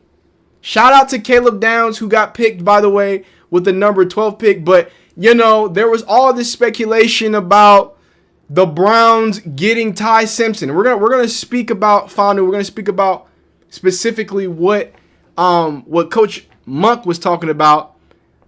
But now that Monkin has got a chance to talk, we can talk about ending the Ty Simpson debate for the Browns. However, maybe Dan Orlovsky, maybe a clock that runs out of the back of the end zone is right once or twice, because Ty Simpson is looked at as a first round, but more importantly, he's not going to be starting this year. He is not, because Matt Stafford's out there. They think they can take Ty Simpson, give him some time, Jordan Love style, sit on that bench, and then we gonna bring you out when we need to bring you out, right? Some interesting stuff, man. But let's get into what was said, because I want to talk about what Monk said. There was a lot of interesting things to be said here.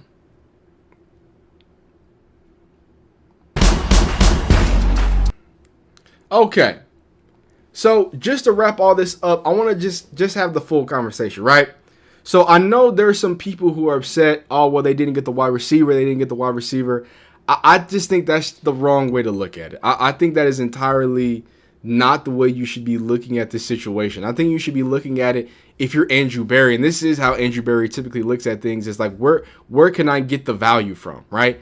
Where am I allowed to still have the value at? And if he has plenty of value when it comes to, or sorry, what I should say is being able to gain that value, right? And being able to matriculate his picks into something bigger and to get and help the team overall, I can be happy about that, right? We can't sit here and say that if Carnell Tate was on the board and that happened, I'm okay with you being upset. I'm okay if we pick that 6 and Carnell Tate is hanging out there and we don't take. That's a different conversation, but that's not the conversation that's been had. Apparently, but I do want to clarify this. Apparently, they thought they were getting Fanu every time. So either one, they assumed, because reports came out that Todd Monkin wanted Carnell Tate. So I have to assume that most people around the league thought that Carnell Tate was going to go by 3, right? I think that could be the assumption there. They knew that they could get the best tackle, the best offensive lineman, and not only get the best offensive lineman, an offensive lineman that was mocked in the top 5, top 6, he gets him at 9, gets an extra 3rd round pick. I think that's some definitely good business there for what they got going on. And now the offensive line run has started, right? Ty Simpson got picked, and now the Dolphins just picked Caden Proctor, right? So we're talking about one offensive lineman. There's another one, right? So I don't think there's anything wrong with this pick. I don't think there's anything wrong with getting an offensive lineman and prioritizing that. He can play real tackle. They wanted him the entire time. I don't think there's any reason to sit here and boohoo and cry about a guy who's going to be this elite. But this draft, as it stands right now, is just it's kind of going crazy. Ty Simpson is a 1st round pick, right? Jeremiah Love just went number 3. Caden Proctor just got selected by the Miami Dolphins, right? It's a whole lot going on. But I like it. What I like most about Coach Monkin is I love the fact that he speaks that positivity into these players, right? He continues to say what positivity can happen from this. So just great stuff from him. Spencer Fanu, welcome to the league, man. Welcome to the Cleveland Browns, man. It's a beautiful thing. It's a beautiful thing, man.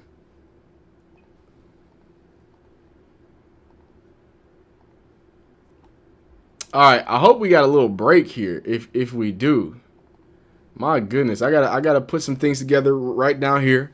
Y'all give me just a second, right? I'm gonna figure this out. I gotta throw something up, and we're going there.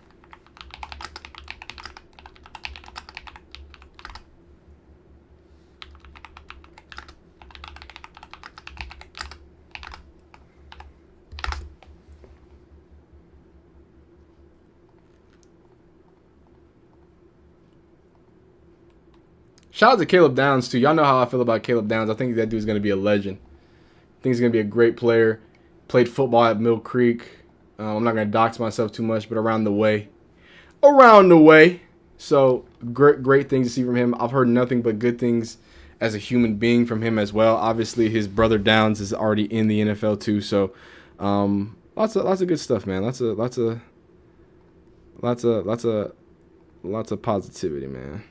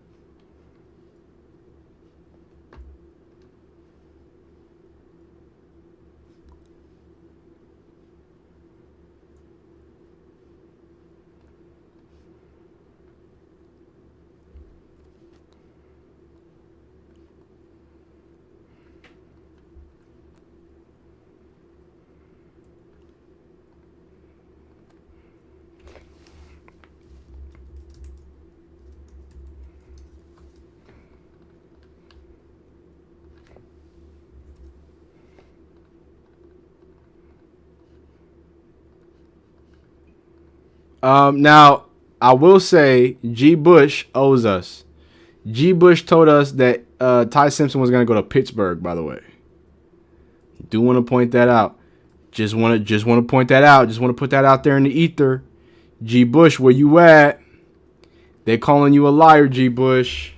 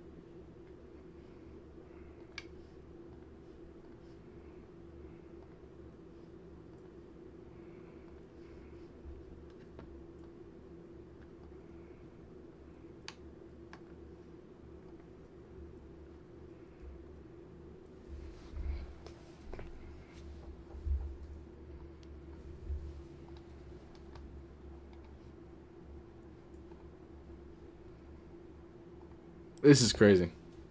So they brought Dan Orlovsky on to the pick, onto the Pat McAfee show while Homeboy is getting picked. That's crazy.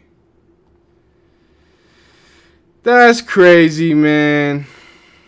Apparently, Ty Simpson, they informed Matthew Stafford that they were going to take Ty Simpson. I'm sorry, I wouldn't mute that. I was making a thumbnail.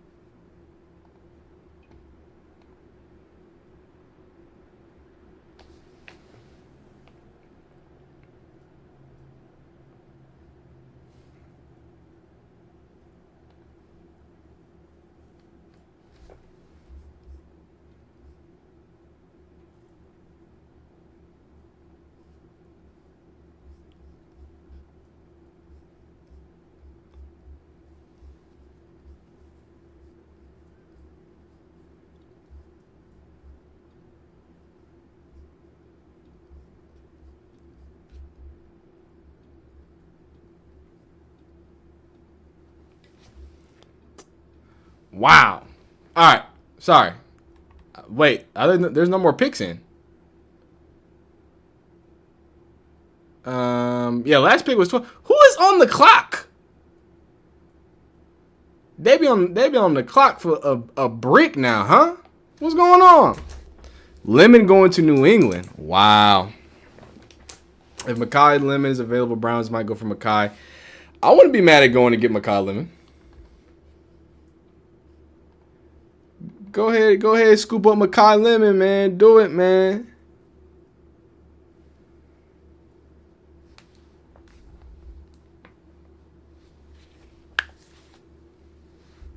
Wait.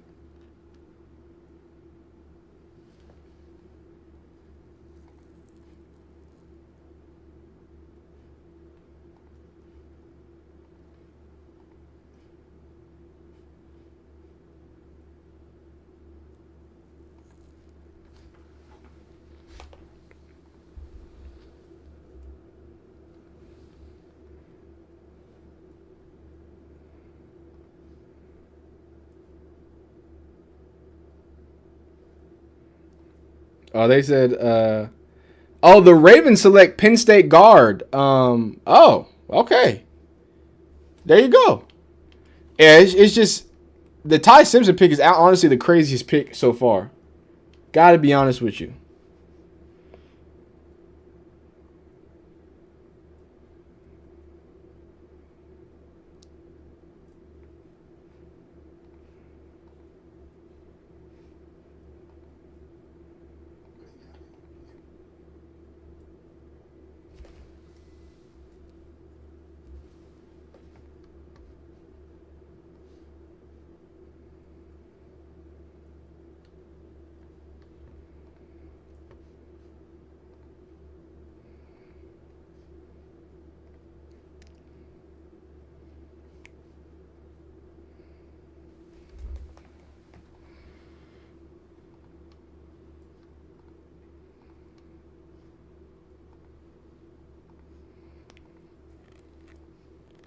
Wow.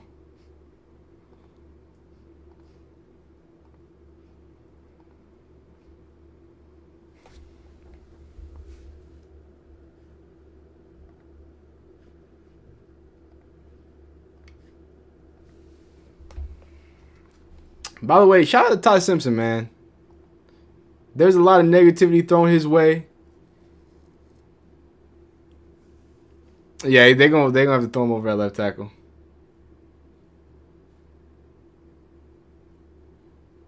Oh, hey, Spencer Fanu is already talking to the media too.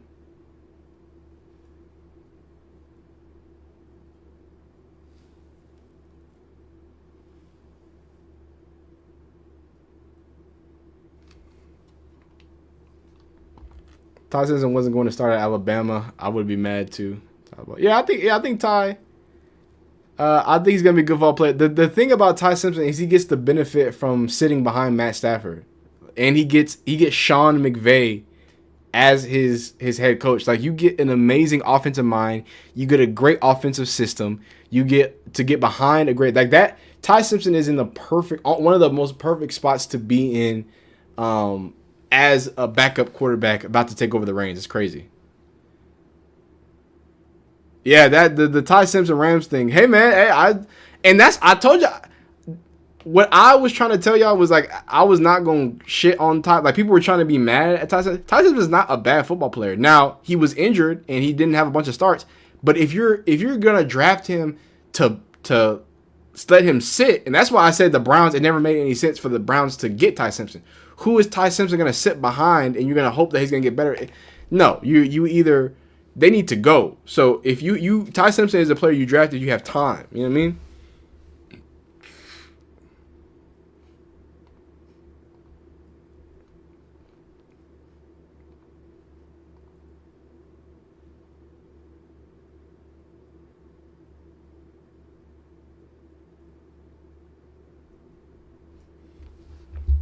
That's crazy. A 13 quarterback.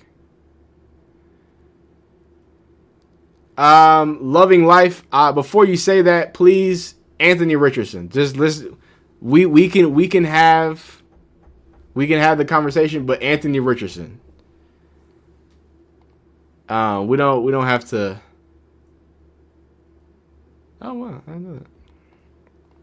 So, I guarantee you, he's not the first. Yeah, I was about to say Anthony Richardson. That's all we gotta say. We ain't gotta do all that. Not for this case. This is just a case of really good agent, really good connections. When you have somebody like Dan Orlovsky speaking your praises every single day on ESPN, pretty sure that helps too, right? Hey, some people get that sort of grace that other people don't get. You know what I mean?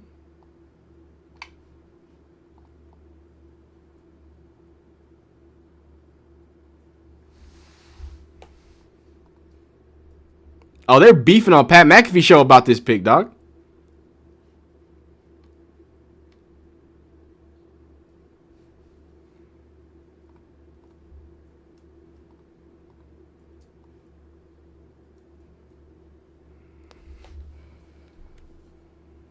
Wait, I haven't had a draft update. Who's picking? I haven't even had a draft pick update. I've been making thumbnails, dog, for these videos. Come on, man. I need these updates, man.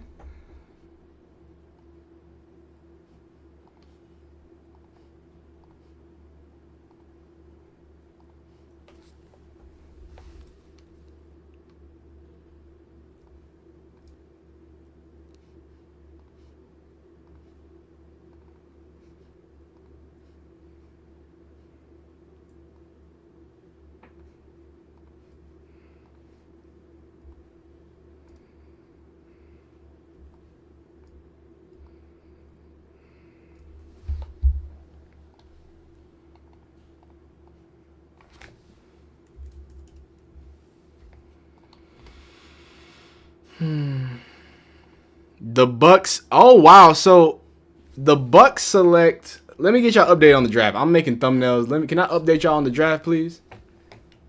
So the Bucks select Ruben Bain at number 15. And number 14 was.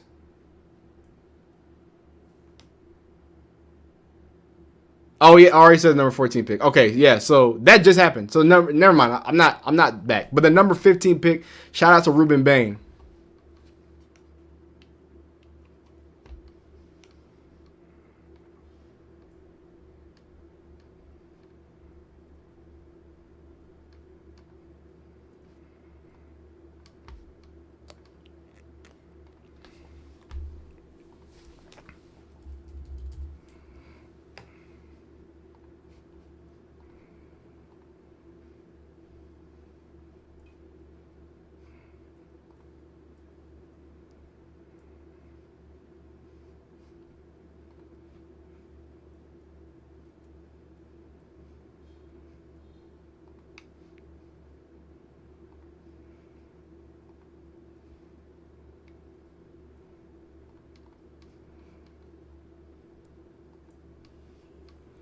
Okay.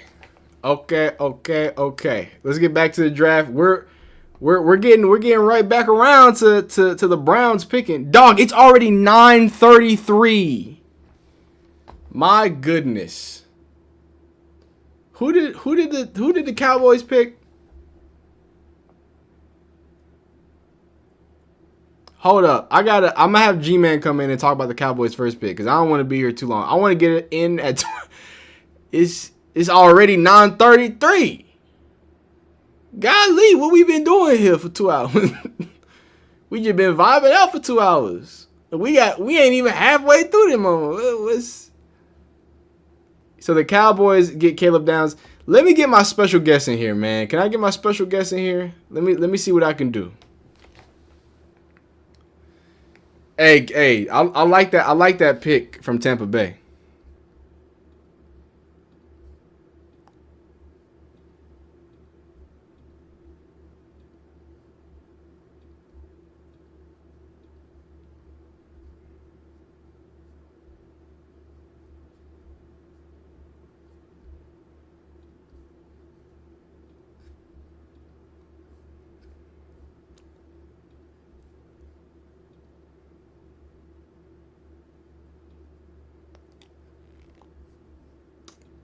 All right.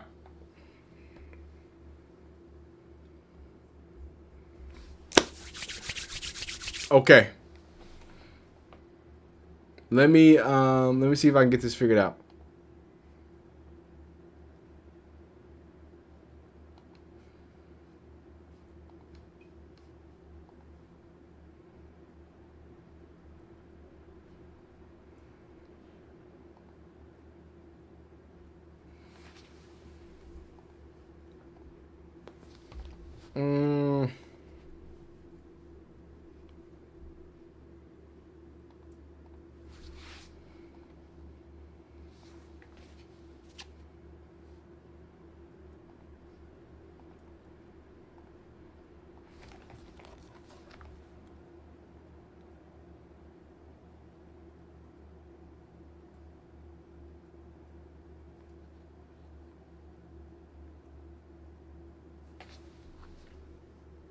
All right, these boys ain't helping me. I wish they was helping me, but they not really helping me. I gotta be honest with you.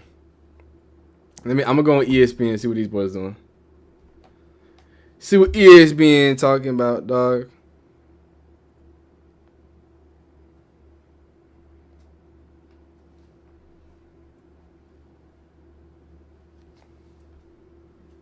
All right, I got the draft going.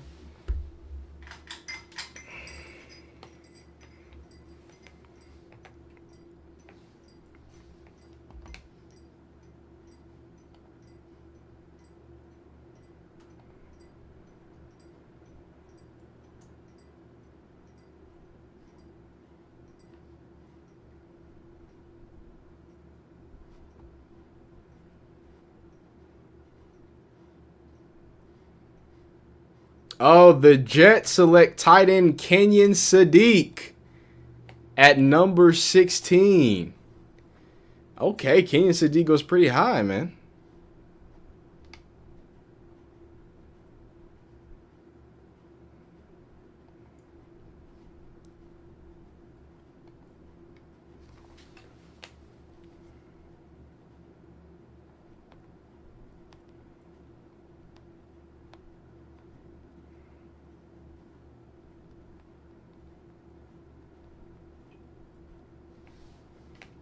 All right. I'm trying to get a guest in here. Just got to do a little bit of a test. I'm doing it live. We're gonna do a live test here. Boom, boom, boom. Oh, what? Wait a second. Let me put up. I do need to do something. Wait. Everybody, wait. Nobody freak out. I gotta do something really quick. Oh, I pressed the wrong thing. And then boom. All right, 1 second.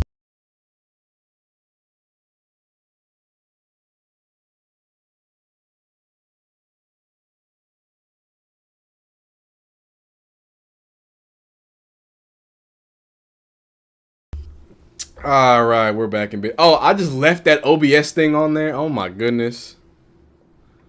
Oh my goodness. Sorry, I'm testing something. So I can bring somebody in here. Let me go here. So number 16 is Kenyon Sadiq. I like Kenyon Sadiq. There's gonna be a lot to talk about. But let me make sure. Boom. Boom. It works. Okay. Fire. Fire.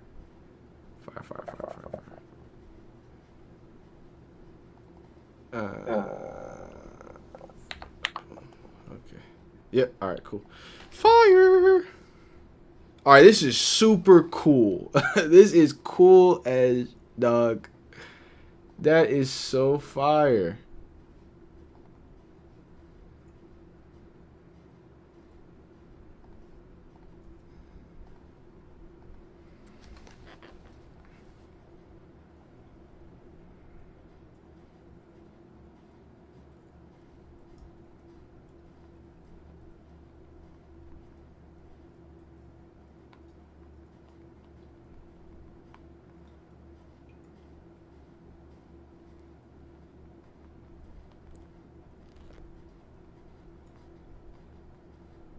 What pick? We on pick what? 17? We're almost there.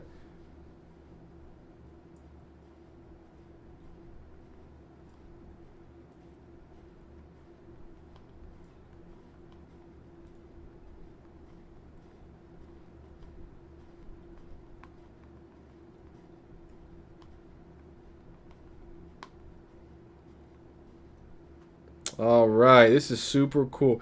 I have a very cool way to have guests on.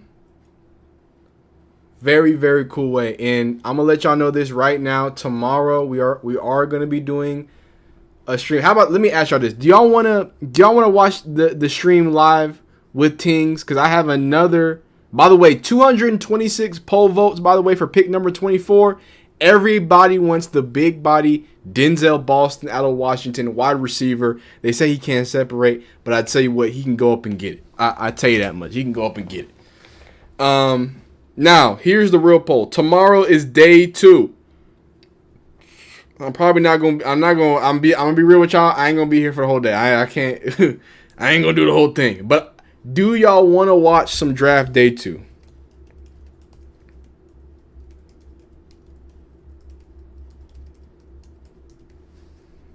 Do y'all want to watch draft day 2 with Tingz? Simple question. Let me know if you want to, because I can set it up. I have some more special guests as I'm trying to get one of my special guests in here. He did say he'd be down. So I'm gonna let you know if I get an update there. But tomorrow I have multiple confirmed Falcons fans. I have one Falcon. The Lions! Blake Miller, that's my guy. Blake Miller's a dog. Blake Miller is a dog. I love Blake Miller. I think Blake Miller is the best pass blocking offensive tackle in this draft. Blake Miller out of Clemson. Dog. Yeah, I'm not trying to. No, I ain't gonna stream all night. I don't think I could do that all night. That's a little too much for me, man.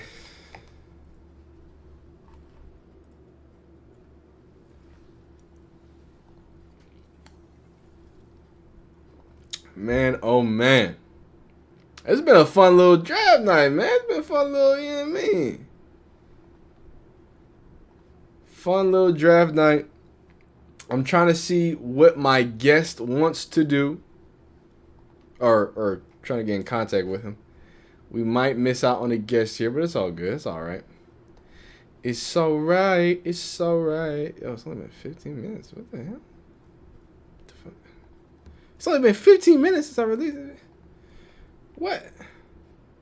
Huh? Oh, okay. Okay. It's all right. It's all right. It's all right. Kenyon Sadiq is an interesting pick. Kenyon Sadiq is a very, very interesting pick. Yeah, Lemon is a slot. I don't know if you want Lemon as your guy. I think Lemon's about to come off the board here. I don't think Lemon is going to be on the board much longer here. So, I'm gonna give it a little bit more time, but I'm getting nothing back from my guy, from my guest. Let's run through the draft. Oh, perfect. Thank you, Arbach. My goodness. See, this is why you follow useful accounts on Twitter. Oh.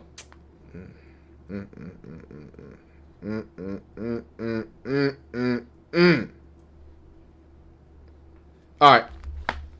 This is what I want to do.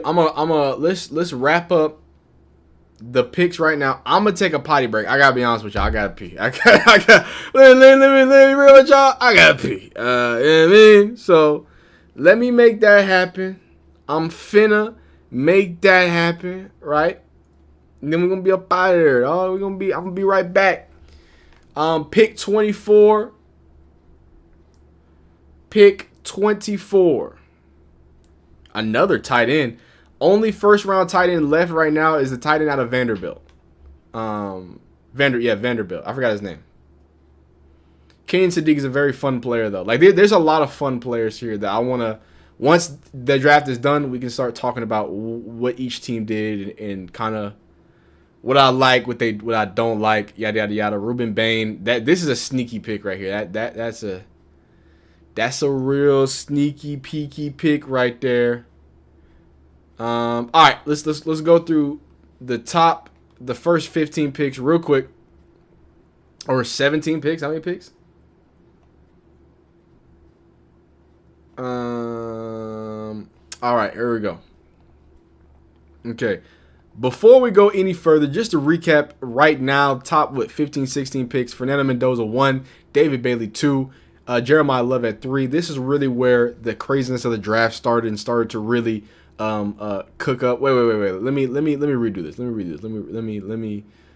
me what's it called? Redo this entire situation because Fernando Mendoza, first pick of the draft, was clear. David Bailey goes number 2 to the Jets. Jeremiah Love at number 3, and this is really what shook up the draft and started getting things going because right after that. Right after the running back that was taken the first time in the top 5 since Saquon Barkley, you got Carnell Tate, easily number 1 wide receiver on the board. You can go argue with a wall. Then the Giants get Arvell Reese. And this is where things get a little wicked because the Browns trade back. The Chiefs said, we got to get a cornerback 1. They go with the LSU Mansour Delane. And then you go Sonny Styles, the Swiss Army knife of linebackers, goes and joins Dan Quint's offensive staff. They are offensive repertoire, if you will. Jordan Tyson, some people's wide receiver 1, goes to the Saints. He goes and gets to play with Olave as well as Tyler Shough. And then the Browns finally pick at number 9. They get one of the best tackles in the league. They're the first person to pick an offensive lineman in the league. Just after that, the Giants go ahead and get Francis Mawanoa.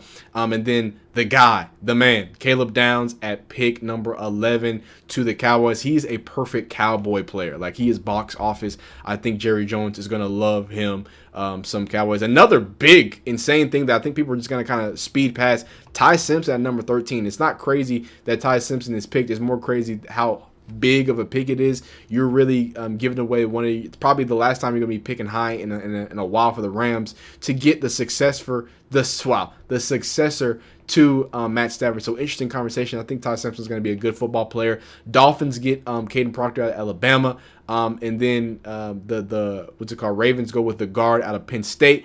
Ruben Bain falls all the way to number 15. Hey, man, the short arms. I think people are really having an issue with that. Kenyon Sadiq at number 16. Blake Miller at 17. Offensive tackle out of Clemson. And then the Vikings. This just came in at number 18. Select a beast. At defensive tackle in Florida. Defensive tackle Caleb Banks. Good stuff so far. Right, so I'm gonna run to the bathroom. I've got the guest coming in. The guest is almost about to load up. I have him confirmed. I'm gonna have a conversation with him. I'm gonna run to the bathroom real quick, right? I'm gonna be right back, okay? Y'all be easy. Y'all be breezy. Oh, that one is still working? Wow, I didn't know it was still working. No. Boom. Let me come right back at you.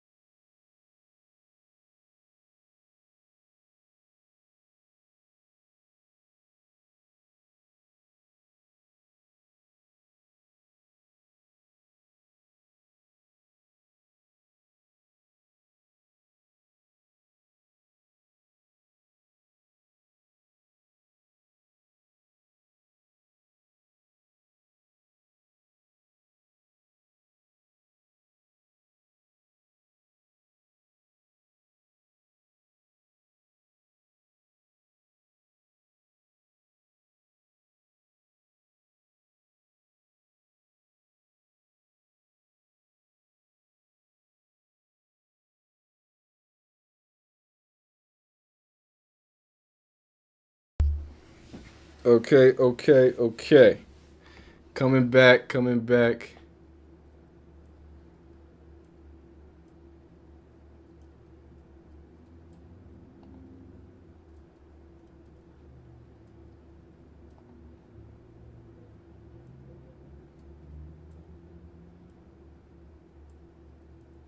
Oh, Panthers select Monroe Freeland, by the way.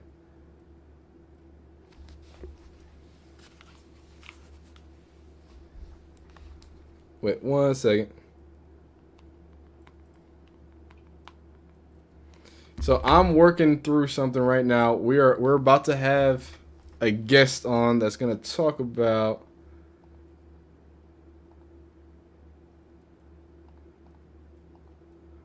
All right, so Caleb, Blake Miller, Caleb Blanks. Okay, so this is gonna be a little bit harder than I thought. Hit the speaker. Man, he said nah.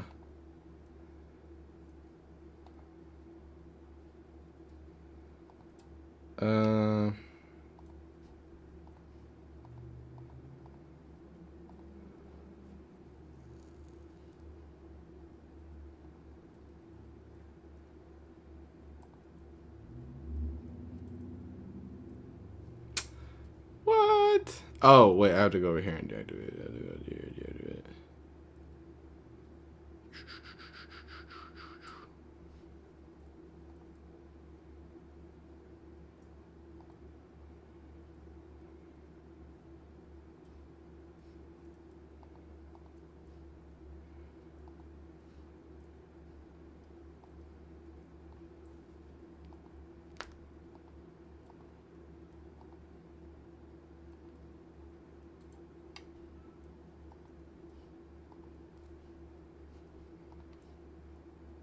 I'm sorry. This is giving me a little more issues than I thought.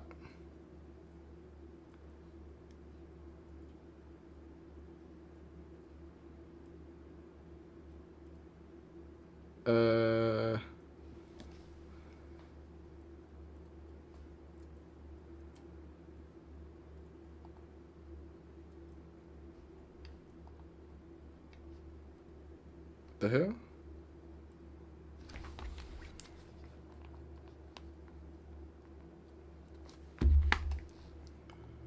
I'm sorry about this, guys. This is not corresponding with me very well.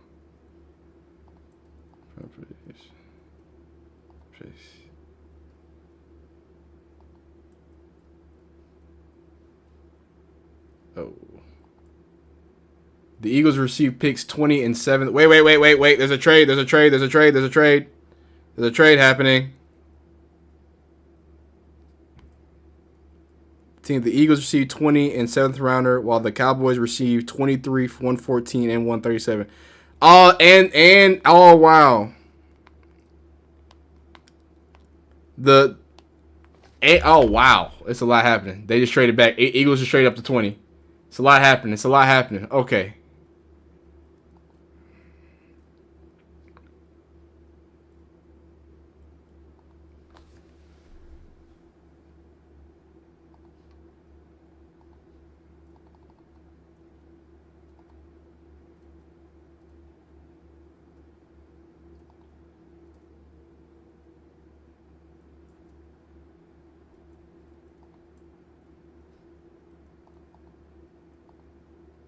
Okay.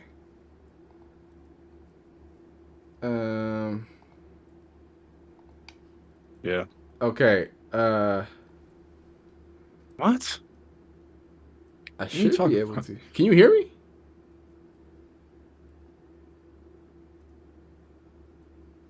I can see that you're talking. I don't know if I can hear you though. We got our man G-Man in here. The only problem is I don't know if you can hear me. Do I have to clock something? Huh?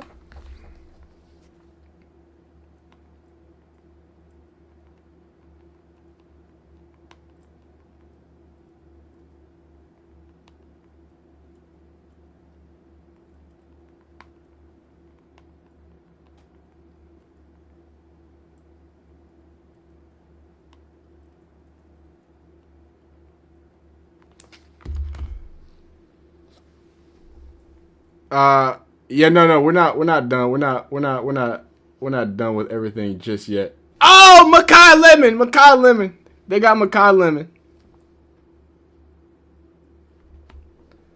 Dang, he can only see himself. He can only see himself.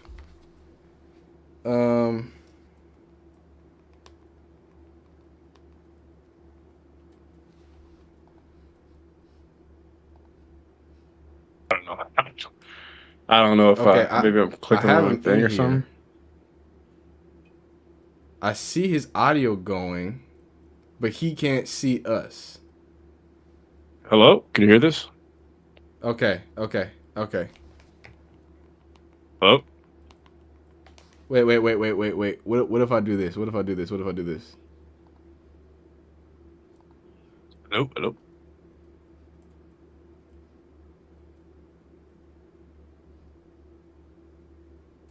Why is it doing this like this?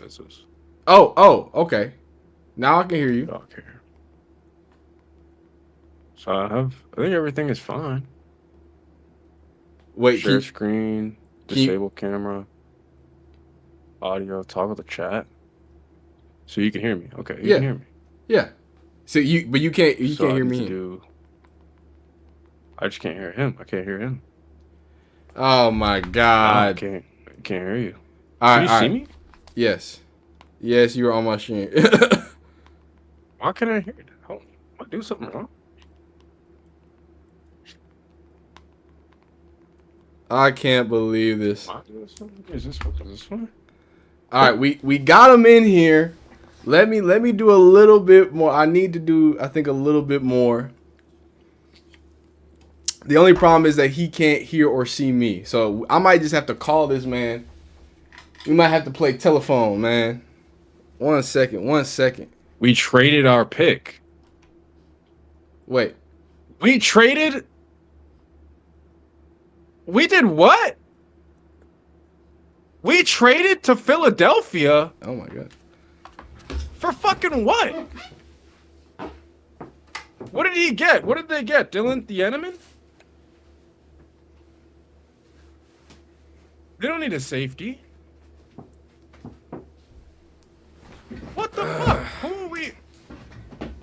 What?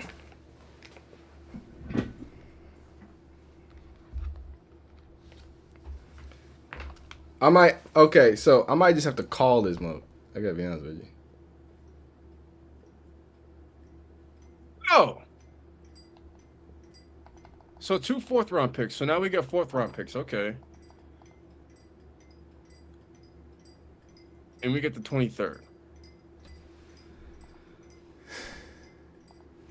I'm kind of pissed. What the fuck?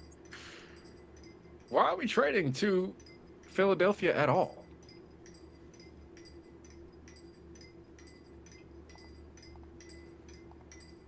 Am I tripping? Oh yeah. Oh yeah, AJ Brown is no longer an Eagle. Yeah, I AJ get Brown that is nigga gone. out of town. Yeah, AJ Brown might as well just like book his trip, sell his house, nigga. Go ahead, bro. He is not gonna be there. Add to see. Yeah, yeah. This is good. This is great for Devontae though. He finally gets to step into that wide receiver one role past his rookie year, and he's probably gonna go for like 1,200 yards. It's great. I'm still trying to figure this stuff Great out. for him. Okay. He still can't hear me. All right, I'm gonna just call him. At 23. I mean, he's a very good prospect.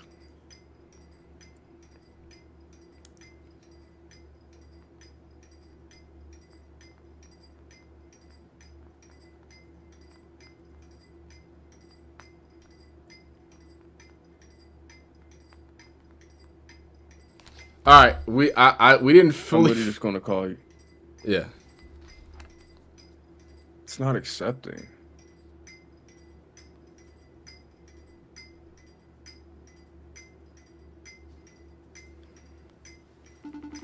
I'm gonna call the man. Yo. Hey, so like I was trying to do. What's up? You can hear me, right? Yeah, I can hear you. Yeah, sorry. So my chat could I had you on my OBS. Obviously, you can see you. I can hear you. Everything. The problem is you can't hear me. To talk back and forth. So I'm gonna try to troubleshoot to get the audio right.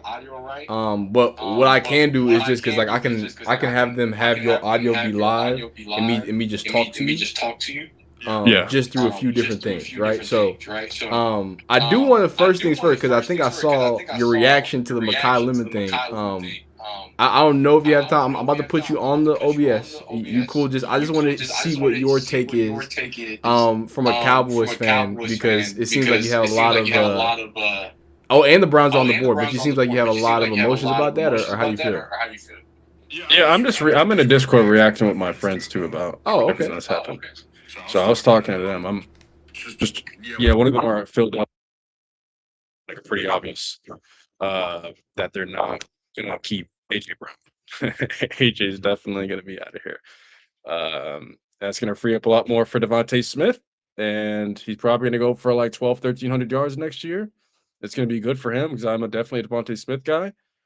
But I'm not happy as far as like Philadelphia adding another weapon and probably getting a guy who's going to come in and just do the right things and not bitch and moan about getting his targets.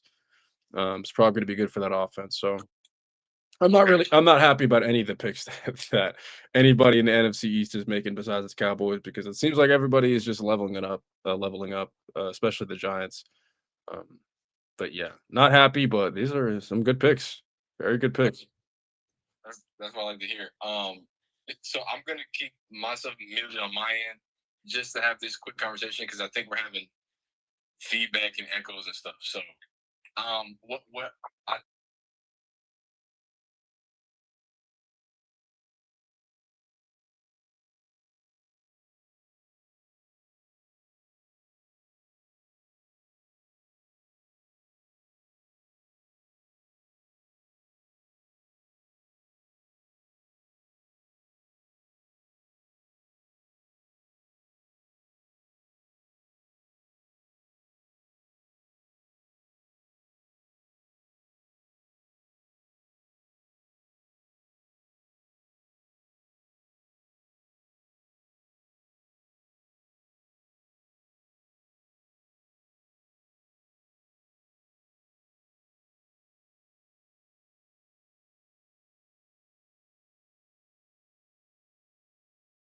two guys. We did the draft a couple weeks ago, the little mock draft thing a couple weeks ago. Man, I didn't think Caleb Downs was gonna fall to that pick. I didn't think it was gonna even fall to 10. I did a bunch of mock drafts on my own. Mm-hmm. It's just the fact that he was there at 11 and the draft fell the way that it did. Yeah. He's gonna be a huge pickup for us. And like I said before, he's gonna be a guy who's gonna come and play multiple positions. He's not gonna be. I mean, I don't think he's gonna be like a star right away, but he's gonna be a starter for us. He's gonna play multiple spots. He's going to fill a position at safety that we needed to be filled for years. We never really had a guy who was going to be like super consistent. I know we have Malik Hooker, who's he's decent. Donovan Wilson's been pretty decent, but to have a guy like Caleb Downs come in and be a star safety, the star defensive back after a year that we had where we had Russell Wilson pass for 400 yards on us. I mean, I don't see that happening next year if this is the direction we're going. I'm just extremely excited about Caleb Downs being in the locker room now. Okay. Okay, well, I'm a big Caleb Downs guy, so I'm happy that you're happy about that. I was like, at the least, what I was telling the live chat was, I was like, hey, look, this is a guy that Jerry Jones is going to love. He's an immediate guy that's going to fit in with what the Cowboys want to get done. So I'm happy that you like that, but obviously the Eagles are doing big things. A lot of other teams are doing big things. If you could, real quick, because I think we're having some audio issues. I want to just confirm some things in my chat. I'm gonna just meet you real quick. I'm gonna double check with the chat, and then I'm gonna come right back on because we have a few picks that just went on. All right. All right, fine. 1 second. Okay. Yes, I messed up the audio. Yes, the audio was messed up. And whoever said you should have tested the audio before, by the way, I did. I did test the audio. We didn't have these problems, all right? So you can call me big-headed. You can call me yellow. You can do all those things. And you'll be right. You're going to be right. But I'm trying to get this figured out. Can I give y'all a draft update? As I was working through these technical issues, A.J. Brown is gone, right? The Cowboys fans are not excited. Arizona State just picked up another great offensive tackle, Max Iheanacho, at number 21. Big bad dog. not Jordan Tyson, but Mekhi Lemon goes to the Eagles. It's getting slimmer and slimmer. It looks like the only real pick that can happen for the Browns is Denzel Boston, big body guy out of Washington. Do they go both offensive linemen? Do they trade out, right? The pick is coming up very soon for the Cleveland Browns, number 21. So we're on pick 22. Few more picks. Hey, you can call. Hey, man. Come on, man. It's all good. All right, let me do one more thing. I would love to hear what my Cowboys fans, G-Man, this is the same guy who came with me to draft. We're trying to figure this out. We can't get it figured out, so we're just going to call through, and we're going to just have a conversation on the telephone, okay? So, okay, I've updated my chat. You guys are picking 23rd. What y'all picking? What y'all picking again? Yeah, we're picking 23rd now. We move back with the Eagles. Okay, perfect. So we're on pick. What we on 22. We're gonna just get through a few of these. We had a little bit of audio issues. I'll let the chat know after 24 or after your pick. I'm gonna let you get up out of here. I'm gonna troubleshoot the audio. You can make fun of my audio. I know this is a crazy thing. If you see G-Man, I'm gonna just let them know. If you saw what G-Man's looking at on his screen, he got like this bootleg behind the scenes thing. Like I had to find like an undercover website for this to work for OBS. I did test it. It just worked terrible. Okay, and hey, players mess up. It's all right. We gonna make it work the next time. All right. So G-Man, I'm sorry about that inconsistency or or what's it called? Inconvenience. That's what I should say. But as it stands right now, I appreciate you still trying to, thugging it out and showing up, giving me a little of your time. And I do want to shout out before I even ask you about the draft. I usually have your channel up. Make sure y'all go support G-Mansky, man. I'm pulling up your channel right now. And no, you the one, man. Come on now. So obviously I'm a big, if you've been following me long enough, guys, in the live chat, I started my videos making college football video, or started my channel just playing it. I wasn't no good at it. G-Man takes it to a whole nother level, right? Really love what he does. If you like Bordeaux, if you like that type of vibe, I think he does it a little bit more for, culture, a little bit for one of the things that we watch, right? Dog, Calvin, I didn't even see that Calvin Cambridge one, dog. That was my, I might have to check that one out, man. That used to, like Mike, come on, man. I almost burnt the dick. I almost bent the disc in half with that one. So that's absolutely good stuff. But yeah, let's just wait in. G-Man, by the way, I'm talking to the chat. G-Man is with his Discord too, so he might yap about something. He might get an update. Right now, Ian Nakor is gone. The Cleveland Browns are about to be back on the clock. How do we feel about these last few picks? What's the best pick, your favorite pick right now for a non-Cowboys team right now? You saying for what pick? Oh, just out of the picks so far, like what's your favorite pick out of the non-Cowboys pick? So I'll go, you know what I mean? I'm Texans, Browns over here. I think my favorite, honestly, I hate to say it, without saying the Eagles, because I really think that's a good pick for them. I think getting Ruben Bain at 15 for the Buccaneers makes a lot of sense for them. You're gonna get you're gonna get a defensive-minded guy there that's gonna, really be able to, I think, maximize him.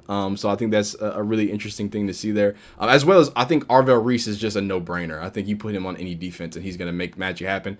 I had him over David Bailey, so to see him go that, I mean, it's not late, but later on is interesting. So it is what it is. But any ones that you like? Yeah, I mean, the Ruben Bain pick specifically for sure. I mean, I had him marked in the top 10 multiple times. That's what I saw. I didn't really have him going past 12, which is what I had for him to go originally when I wanted him to go to Dallas. But the fact that he slipped all the way to 15, I mean, I don't know if the rumors over the weekend, or not the rumors, the reports over the weekend about the car thing, maybe that affected it or something. I doubt the short arms really made people want, deterred people from him. But the fact that he's going to a team that already has a pretty solid front seven, bro, I mean, I think that Tampa Bay team is going to be something serious next year, and I would be very surprised if they don't win the NFC South with the way that they're stacking up. I know they lost Mike Evans, but I feel very confident if I was a Bucs fan moving forward with what they have building over there. The other pick that I was really, and I hate it, I really do, but the fact that Washington had Sonny Styles at 7, that's serious. That dude's a problem. Yeah. It's going to be a problem. And again, I'm kind of nervous as a NFC East team guy, whoever my favorite team is the Cowboys, because the NFC East is just stacking up on players, and specifically the Giants. I was really scared that they had 2 top 10 picks. Yeah. But for Washington to get Sonny Styles, man, we have Sonny Styles and Alvaro Reese in our division now. Not happy, but just objectively, that's a great pick for a Washington team, and I'd be excited for them if I was a Commanders fan for sure. Oh no, for sure. I think a lot of people, the top 10 was kind of interchangeable almost with who's going to hear. It's the same names, but here, there, everywhere.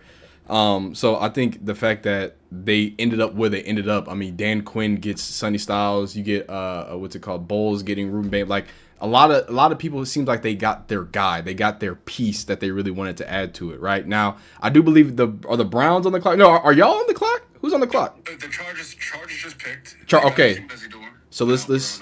I really, really like Akeem Mesidor. Now, I don't want to go as far as some people were saying that he was better than Ruben Bain. I wouldn't go that far, but he is extremely fluid, extremely explosive. He's older now. I think he's 24 years old coming out into this draft, right? He's 20. I think it's 24, 25. He's a little bit older. Okay, yeah, he is. He's old, but there were some questions of would that maybe he slides to the second round. I think it's interesting. He gets at the end of the first round here. I think that's really good for Akeem Mesidor. I think He's going to be a really good football player, but obviously for the Chargers, you're going to want him to contribute now, like right now, because that clock is ticking. You know what I mean? Yeah, I mean, they need people who are going to contribute right now. I mean, they don't have so Joey Bosa, what's his deal? He's not even there anymore, is he? Am I tripping? Am I crazy? Joey Bosa. What is the Chargers situation within their like edge rushers? I think Joey Bosa's with the Bills, if I'm not mistaken. Yeah, that was last year. Is Khalil Mack? I might be lying. I think Khalil Mack's over there. I gotta double check. I'm thinking too. Is Khalil Mack even there? Do they not have any like solid edge rushers who are? Yeah. Let me check right now. Oh, so they do have Khalil Mack. Okay. But their edge rushers are not. Yeah, you know what? This is a great pick for them. Yeah. They definitely just filled a hole. They don't really have a lot of big names out here who are going to be coming off the edge for them, other than Khalil Mack, and he's getting older. Yeah. So this is a great pick for them. I'm actually really happy for the Chargers. I'm not really, too tapped in with the Chargers scene or anything like that, but I think, getting Akeem Mesidor, even though he is a little bit older, they should be expecting him to come in and start right away and be a difference maker immediately. And if he can do that, then that's, he did his job as a first-round pick. I think that'll be a great pickup for them if he does his job. All right, I like to hear that. I really like that football players, but I really like those guys. I mean, it's tough when you're older or younger. When you have, whether it's short arms or this or that, there's always some stigma attached to you. I like to see those guys, do what they need to do. Now, this is very important. Y'all got about 2 minutes left on the clock, right? The Cowboys pick at number 23 before Cleveland. Who do y'all need right now? What's the pick going into this? So I've never had a mock draft where we have so many options here at this 20th pick. Mm-hmm. Now, we do still need an edge. So we have some guys available. If I think that we should go, since we already got a safety, we don't need Dylan Thieneman, even though I love Dylan Thieneman's game. We don't need Emmanuel Warren. We don't need, we don't need a safety. We could potentially go cornerback and get Avion Terrell here. He'd be the top cornerback here. We could either get him or Colton Hood. That would be cool. Oh, Colton Hood. That's who I like. Question before, because it seems like the Browns are on the clock. I don't have any confirmation of who y'all picked, though. Last second, Jermod McCoy. How do you feel? Oh, he just went to the Browns? No, he didn't. I'm just asking you before y'all pick, because I think the Browns pick is about to be in. I think they're about to be on the clock. How do you feel about Jermod McCoy, since you're talking about corners? Oh, fuck. I mean, I think I said this a couple weeks ago. I don't think we're in a position to be taking a guy who just come off an injury, and we have to kind of hope and pray that he's ready to step in. So I wouldn't feel great about taking him. I also wouldn't hate it if he comes in and he plays well. He looked solid at his pro day. He ran a great 40. So I wouldn't be mad at it. I would not be mad if we take, Jermod McCoy. Okay. And in my opinion, he probably is the best player available. But, we still do need an edge rusher. We need a guy who's going to come off the edge and play the middle of the field at defensive tackle. And Keldrick Falk showed that he can do that. Yeah. And so if we get Keldrick Falk here, I would be extremely excited. Okay. I'm thinking it's going to be either Jermod McCoy or Keldrick Falk now that I think about it. Okay. All right. So do you have, I know you're in Discord, the Cowboys pick is in. The Browns are officially on the clock. I'm looking at it right now. Do you see it at all? I do see it. It hasn't popped up yet. Okay. I'm going to let you give an immediate response. And as you do that, I'm putting my final, because my chat is going crazy. They're saying who they want. I'm thinking it's Denzel Boston all day for the Browns right here at 24.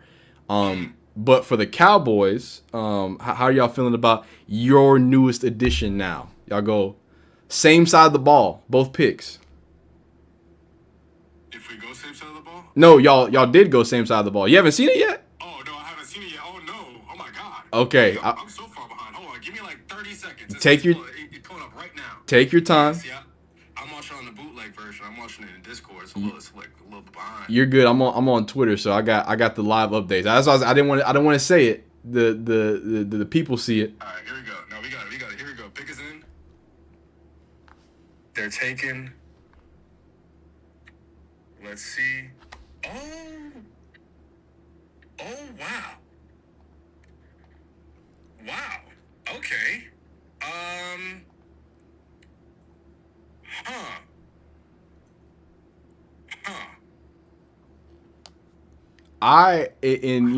I'm happy you say that as you collect your thoughts.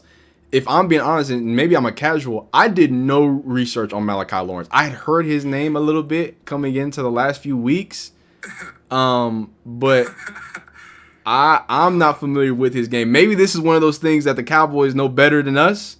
They're playing the tape right now. He looks violent. He looks long. Out of UCF, right? The Big 12 has had a lot of good pass rushers. I mean, if you're counting a Bailey, defensive players, you're counting James Rodriguez. So they've got a lot of high names there. This is a guy that, hey, call me a no ball watcher. I just didn't have him on my radar at all, especially going right there.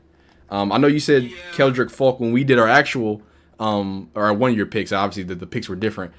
So I guess how are you feeling about that? Do you just got to go back in the lab and check him out, or we're not sure? Hey man, as we speak, I'm currently watching his film. I haven't looked at. Hey bro, I'm gonna be as honest as I can. Really, I know we on stream and everything. I don't even know who this nigga is. Hey, hey. Like, I didn't see him going in the first round. Maybe he did. Maybe there's some mock drafts where he went in the first round. It's just like, man, this feels like a pick where in like 2 years, it's either going to be that he is a dog, and he's like our difference maker for the team, or he's just like an edge rushing Mozzie Smith. Yeah, I was just about to say, I was like, y'all just drafted an edge that did nothing. And Mozzie Smith, that's who it was. Because, like, I just don't understand this pick as far as, like, okay, I mentioned this before. We need players in this first round, specifically for first few rounds, who are going to come in and play multiple spots. I mean, maybe Malachi Lawrence does that. I don't know. But what I'm seeing right now is just a lot of off the edge. I mean, again, I'm not going to be too critical of the guy. He's on our team now. It is what it is. But, like, I'm not going to sit here and act like I'm super excited about this. I don't know this nigga. And he's never been a top edge rusher as far as, like, being scouted as a top tier guy. I had Akeem Mesidor going to our to this 20th pick, 23rd pick, but that obviously didn't happen. I also had Keldrick Falk. I felt like that would have been a better spot. Maybe they didn't like what they saw. Even Zion Young. Oh yeah, Zion Young out of Missouri. Yeah. It's just like I don't. Again, maybe you're right. Maybe they're seeing something. He is 6'4", 250. I don't know what his measure. I don't know how fast he is. What he did at the combine, but I can't sit here and act like I'm like extremely excited about this because I just don't know him. Yeah. I could probably get back to you in a few weeks when we do like a review or something. Hey, that's what I'm talking about. That's what I'm talking about. This is what I want to play because the Browns pick is in. It's Casey Conception. I got problems with it because I'm a Texas fan. I'm gonna talk to my chat about it. What I want to do is first, I'm gonna shout you out again. G-Man is right here. Y'all know what it is. Please subscribe. Me and my chat I'm gonna yell at them because Casey Conception, the man who had some dropping problems, right? The man who they said Marcel Reese was the reason why he didn't have the good film that he needed to have is a Cleveland Brown. You're reacting to not even knowing who the Cowboys are drafting, what Jerry Jones is cooking up. That's what we're gonna do. Next 2 weeks, let's get something scheduled out. I appreciate you working through these audio issues. All right. I'm gonna let you figure that out, what you got going on. I don't like this pick either. So let me talk to my people, right? And then when we go back in 2 weeks, maybe I hope I'm wrong. And I hope you're wrong. I hope you get some two. I hope you have two beasts because I'm finna go off on the man with the drop problem. So G-Man, I cannot thank you enough for taking some of your time out of your day and come and support us. I got my people going over to your channel. We will be back with a review, bring you back on the channel the right way, and we'll go from there, all right? Yes, sir. I appreciate you, bro. Thank you for having me out here, bro. No appreciate problem. You for real. No problem, brother. Of course, you enjoy the rest of your night. Yes, sir. Talk to you later, bro. Peace. Ha ha ha. Ha ha. Aha. Aha ha. What? Hey, what's going on? First off,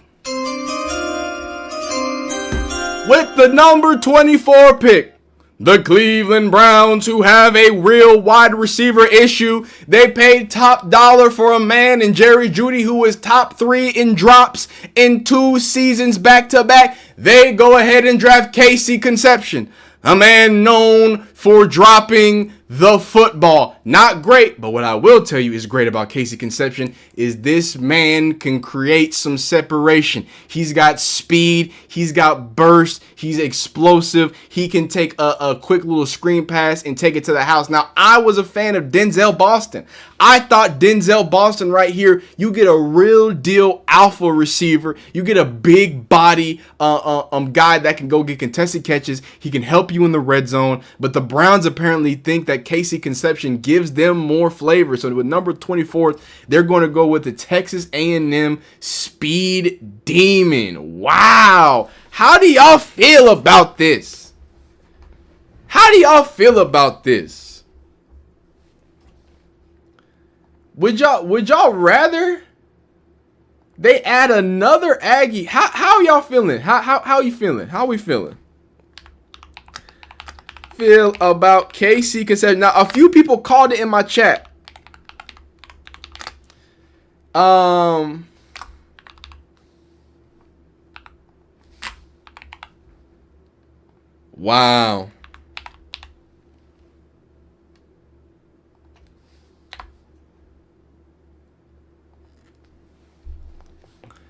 Now,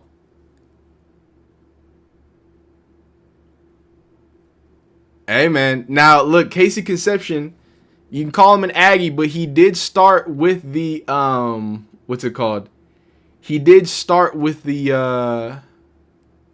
NC State Blast. Let me read you some of the stats and facts that I have on Casey Conception. Let me see, what do I got?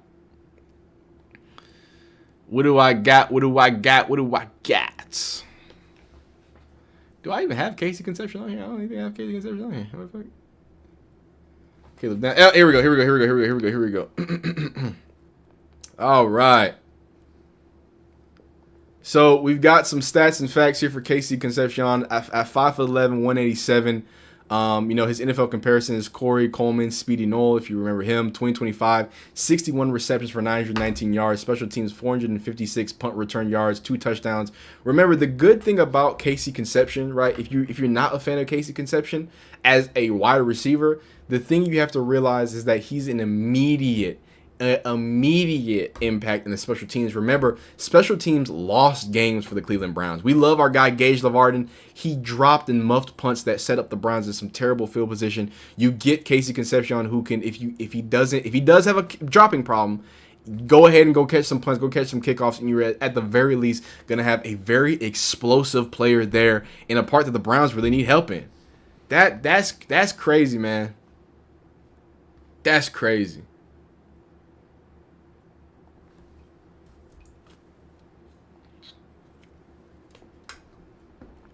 Wow.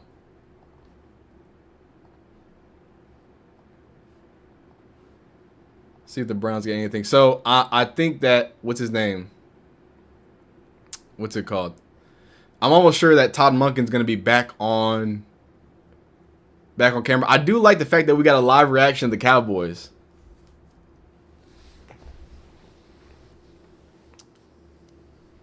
The Bears at number 25, they select safety out of Oregon, Dylan Thieneman. Heard a lot of good things about him. Heard he's a football player. Yeah, he's definitely a Zay Flowers. And, shout out to you. I'm adding that to the video. Shout out to, let me make sure I get your name right, James Games 365. He makes a really good point. Zay Flowers type of player, right? He can take a screen. He can take something. He can take a little slant and get shifty, get up out of there with it, right? You're talking about a guy in Todd Monken who just worked with Zay Flowers, who just worked with, those wide receivers at Baltimore, right? LeJontay Wester too, you know what I mean? He kind of that vibe. So I think that is going to be an interesting way to see how Todd Monken maximizes him, because they're going to maximize him, man. They're going to do it. They're going to have to, man. Branch was not available. So they drafted a kick returner at 24. They did not draft. They draft someone who can return kicks. It's completely different, man. Draft day, Johnny Manziel. Okay, oh, y'all forgot I was a Texans fan, huh? Y'all forgot I was a Texans fan, huh? We just traded up. We just traded up. My Texans, my Texans. What? And by the way, they changed it back to Reliance Stadium. By the way, hold up, where that? There it is. They changed it back to Reliance Stadium, so you kids gonna know what's up. The Texans just traded up. We just traded up 2 spots. Everybody be scared, man. Everybody start looking very scared. I need you to look scared. Because we here. And you ain't here. I'm in the building.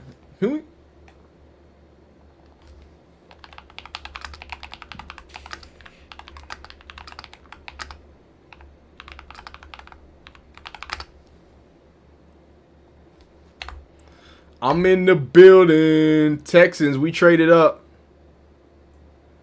Come on, man. You know what we do. You know what we do. We finna do it crazy. We finna drop some, you know what I'm saying, on y'all, man. Be afraid. Be very afraid. You feel me? If you ain't afraid, be afraid. Find a way to be afraid.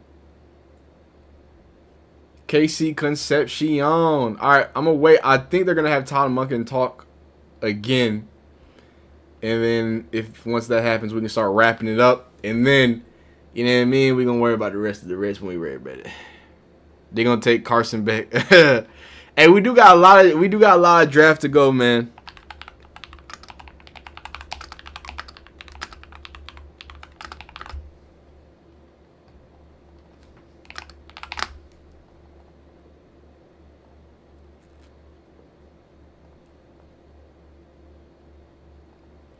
Is a love a rainy night?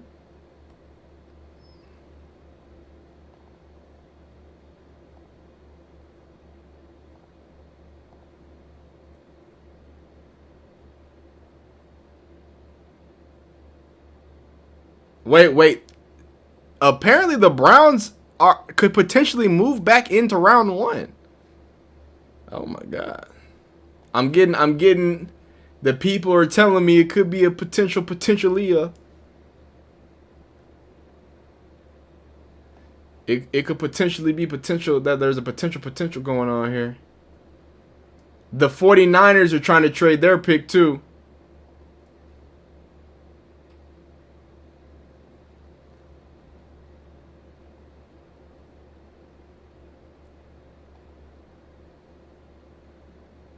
There's a lot going on right now. We have no updates as it stands right now. The Browns have put both of their picks in. I'm waiting for Todd Monkin to possibly speak to the media.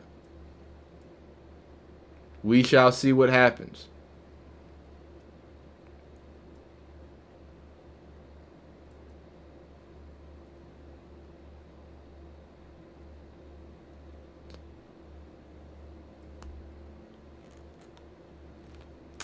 What is going on with this?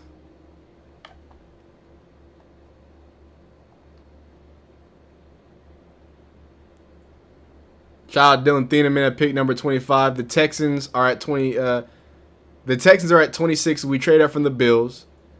The 49ers are trying to trade the 27th pick. There's a lot going on. It's about to get real weird here to close out. It's about to get real weird. I'm guaranteeing y'all.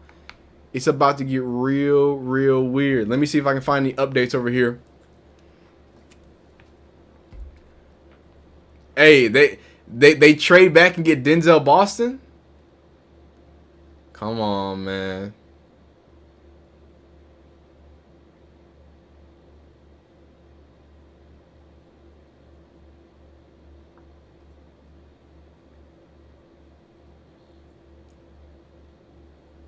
Hey, we got the guard out of Georgia Tech. I like Rutledge. Keelan Rutledge, we traded up to get a guard, so not sexy, but shout out to the Texans. We needed a guard, so the Texans get our guy out of Georgia Tech. He's a real grinder in the offensive line, so that's good. I'm waiting for Todd Monkin.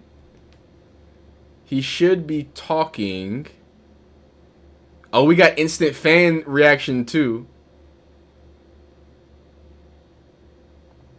I'm gonna see if the Browns are gonna be bringing Todd Monkin back. I thought they would be bringing him back out. If not, then we'll make it work. You know what I mean? We'll make it shake. We'll make it bake. You feel me?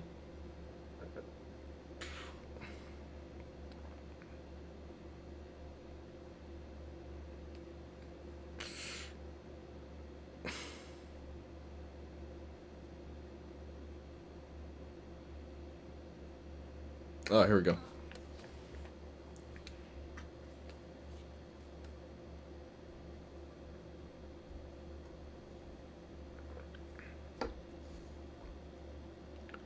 I don't know if Todd Monkin is going to...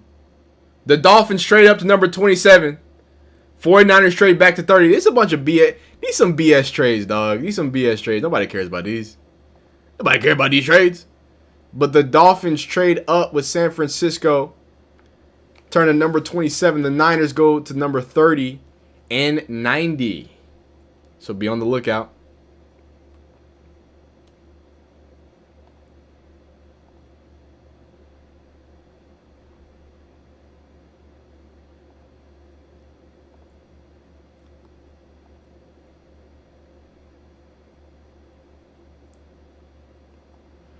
Okay, so there's still a lot of wide receivers left on the board. We'll see who gets finished up, but Omar Coopers of the world are still out there. Denzel Boston is still on the board. The Browns picked pretty early in the second round, if I'm not mistaken. They picked 38 or 48, so they could be in a good spot to, if they want to double up on wide receiver, go get you another one. I'm happy with the Texans did. We got ourselves a guard. There go KC. The excitement, man. First round guy. It's a beautiful thing. It's a beautiful thing. It's a beautiful thing. Who doesn't love stats and facts? So for Casey Conception, right, if you're not big on him, these are the stats from Daniel. He says 2025 consensus All-American at returner and 2025 first team All-SEC at wide receiver. Won the 2025 Paul Hornung Award for the most versatile player in major college football. He had 9 receiving touchdowns. He was tied for the most in the SEC with Tennessee's Chris Brazzell. Man, he's still on the board as we talk about this right now. First A&M player with multiple kick/punt returns since Christian Kirk in 2017. He's the first player since Tyler Lockett, shout out Tyler Lockett, in 2014 with 900 receptions and 400 punt yards. 79% of his receptions in 2025 resulted in first down. 17th in the FBS among SEC players. The best amongst SEC players. And he played 3 years of FBS football, 23 to 24 at NC State, 25 at Texas A&M. That's what he stands right now. And the immediate reaction from him and his family, I'll show you that right now. You see him. Texas A&M, he's going to Cleveland. Yeah, when I was digging around trying to figure out which one of these receivers. Obviously enjoying that time, man.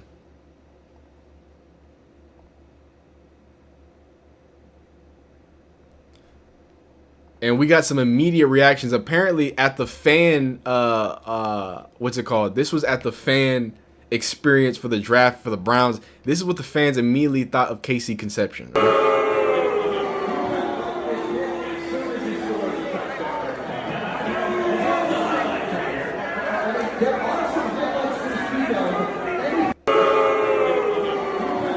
So it looks like the fans are not too happy about getting Casey Conception. Again, the drops are a big thing. He's not the biggest wide receiver. He's not someone that you look at and say that he is your immediate wide receiver one. Jerry Jeudy sadly has a chance to be the wide receiver one if Casey Conception comes in, because he's going to be a solid wide receiver too. He's going to be great now. He's going to be a great punt returner. But does he usurp Jerry Jeudy? I don't know.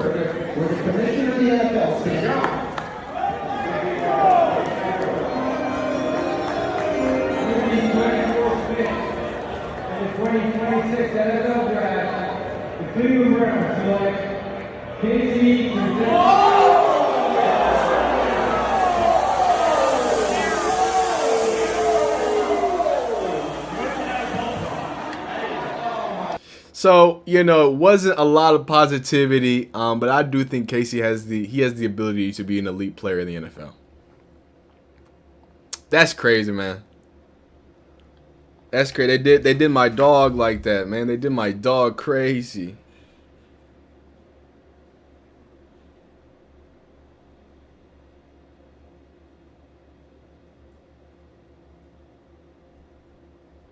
Wait. They did what to do what? The Dolphins traded up to get the San Jose corner or the San Jose safety? The Dolphins traded up to number 27, and they get cornerback Chris Johnson. This is such an interesting first round.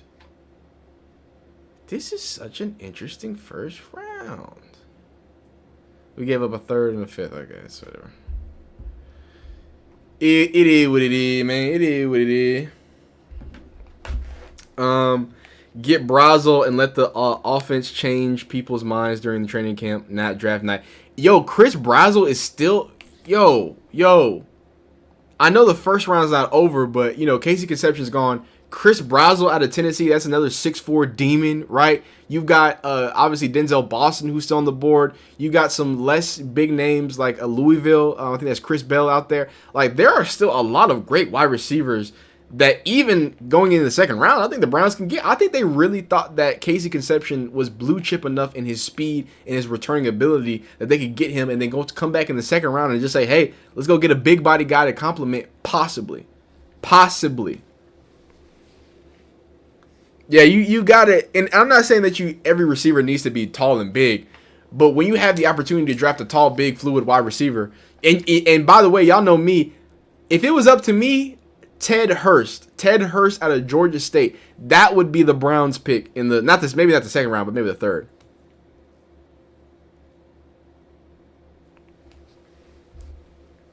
Notre Dame has a wide receiver that is 6'5". I'm actually not familiar with it. I need to check him out.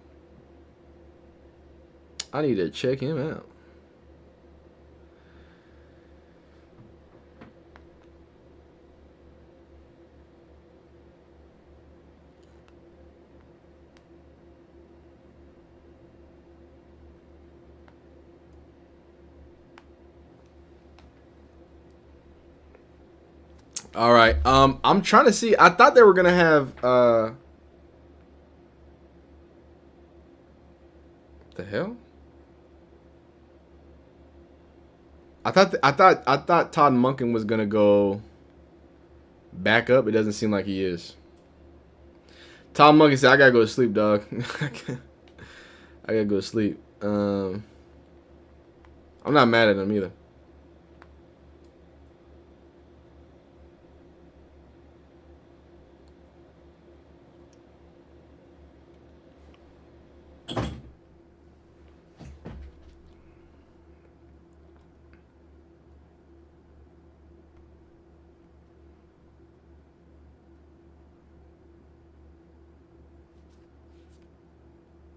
I'm waiting to see if Todd Monken's gonna talk again. We'll see. But cornerback just got taken.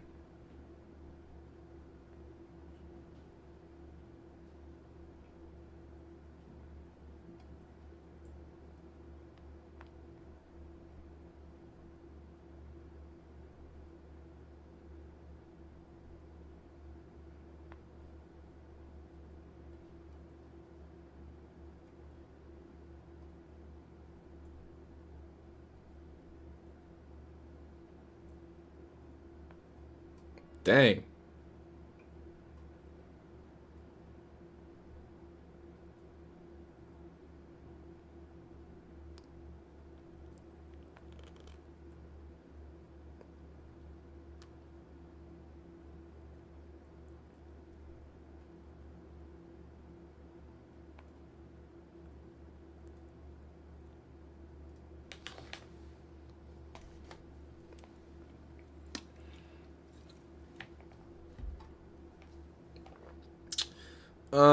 I think they are.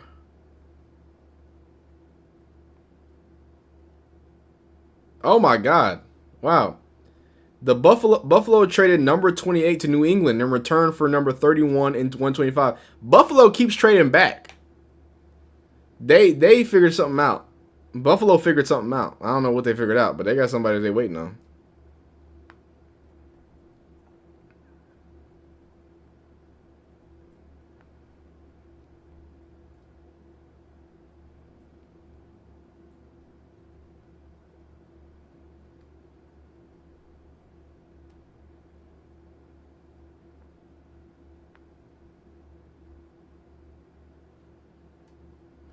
All right, it doesn't look like Todd Monken is gonna go up.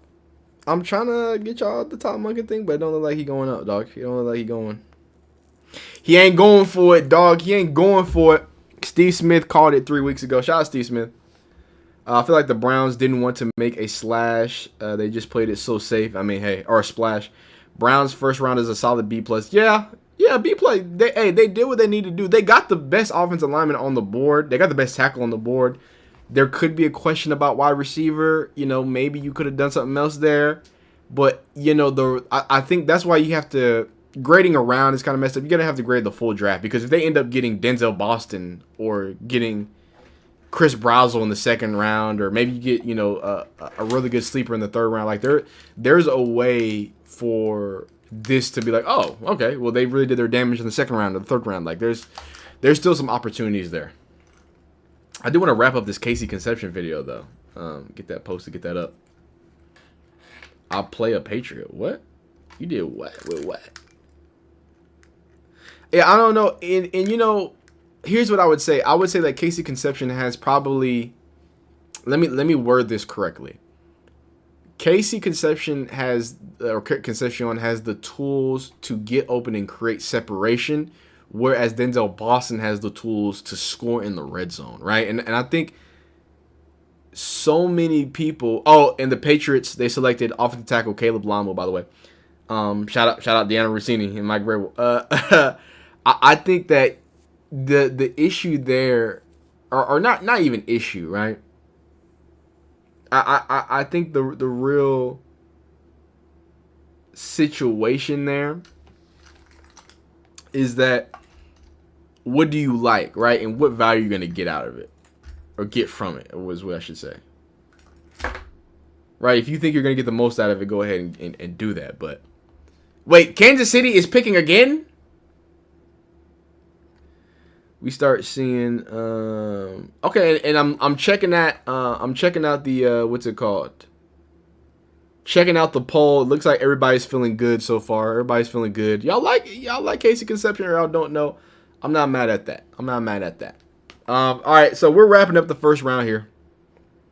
I don't think there's going to be anything much more to speak on. So let's get into a few more reactions of round one in totality, now that the round one is over, and we're going to wrap it up there, right? So we're going to do just wrap this up with a few more reactions. Obviously, just to finish off with some more stats, Casey Concepcion was 6th in contested catch, 5th in yards after the catch per reception, 6th in average depth of target, as well as 3rd in yards per catch. And that was also PFF ranking among 2025 wide receivers. Those were his PFF rankings amongst top 25 wide receivers in college football, right? And then you go into some of these instant reactions from some of the Browns media. Let's see what they had to say about it. All right, Emmett, look, tackle and receiver. We thought that's what the Browns were going to do. That's what they did. The tackles, I thought Fanu, I was surprised that Concepcion is the receiver they took, and time will tell whether Andrew Berry could finally draft a good one. His track record at this position is, how should we be kind? I'd say it's been a little bit iffy. Yeah, sure. Look, I like the pick. I like the character pick, too. I like a guy who has had to overcome things in his life. The Browns need more of that on this roster, so I love it. I mean, he's got quickness. He's going to return punts and kicks. That I like. What I don't like is a receiver that doesn't receive very well. Casey Concepcion, allow me to introduce you to your brand new friend, the Jugs Machine, and let's have you guys spend a bunch of time together this summer. That's a tough situation, man. Obviously, he's had some questions about getting picked at number 24, so now there's bigger conversations here. Let's see a few more reactions here. Select Casey Concepcion. Browns played 13 games last year, 919 yards, had 9 touchdowns. Burst is good. He was good in tight spots, good in traffic. But comes in with a little bit of a question there. Excuse me, 5'11", 196. I had the wrong name right there. But 5'11", 196 for a guy like Casey Concepcion. You have a guy there. A lot of short wide receivers on the Browns, traffic for you. But yes, obviously, we're going to be talking about the hands. We'll be talking about the hands throughout or camp. Maybe and not he tall will have all that remedied by the time we get to the season. Yeah, listen, I was actually watching Good Morning Football this morning, and his head coach, Mike Elko, said that just just couldn't say enough good things about Casey Concepcion and his work ethic and all of the things that he brings there. And now for the Browns, he's going to bring you two things. He's not just a receiver.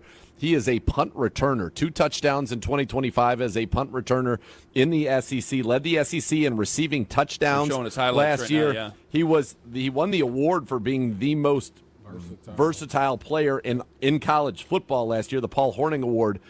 Led the SEC in receiving touchdown 9, led the SEC in punt return yards with 456. Of his catches last year, 79% of them went for a first down or a touchdown. That was the third best. So they reading the stats I already read, y'all. Another cool stat, though. This is a very, very cool stat. Just on some history about the Browns and what they get done. So Casey Concepcion is the first wide receiver drafted by the Browns in the first round since Corey Coleman back in 2016. Do y'all remember Corey Coleman? I believe out of Baylor. Corey Coleman, Baylor, right? Let me fact check myself here. Let me fact check myself. Corey Coleman out of Baylor. I watched some Big 12 football back in the day, baby. Yep, Corey Coleman out of Baylor.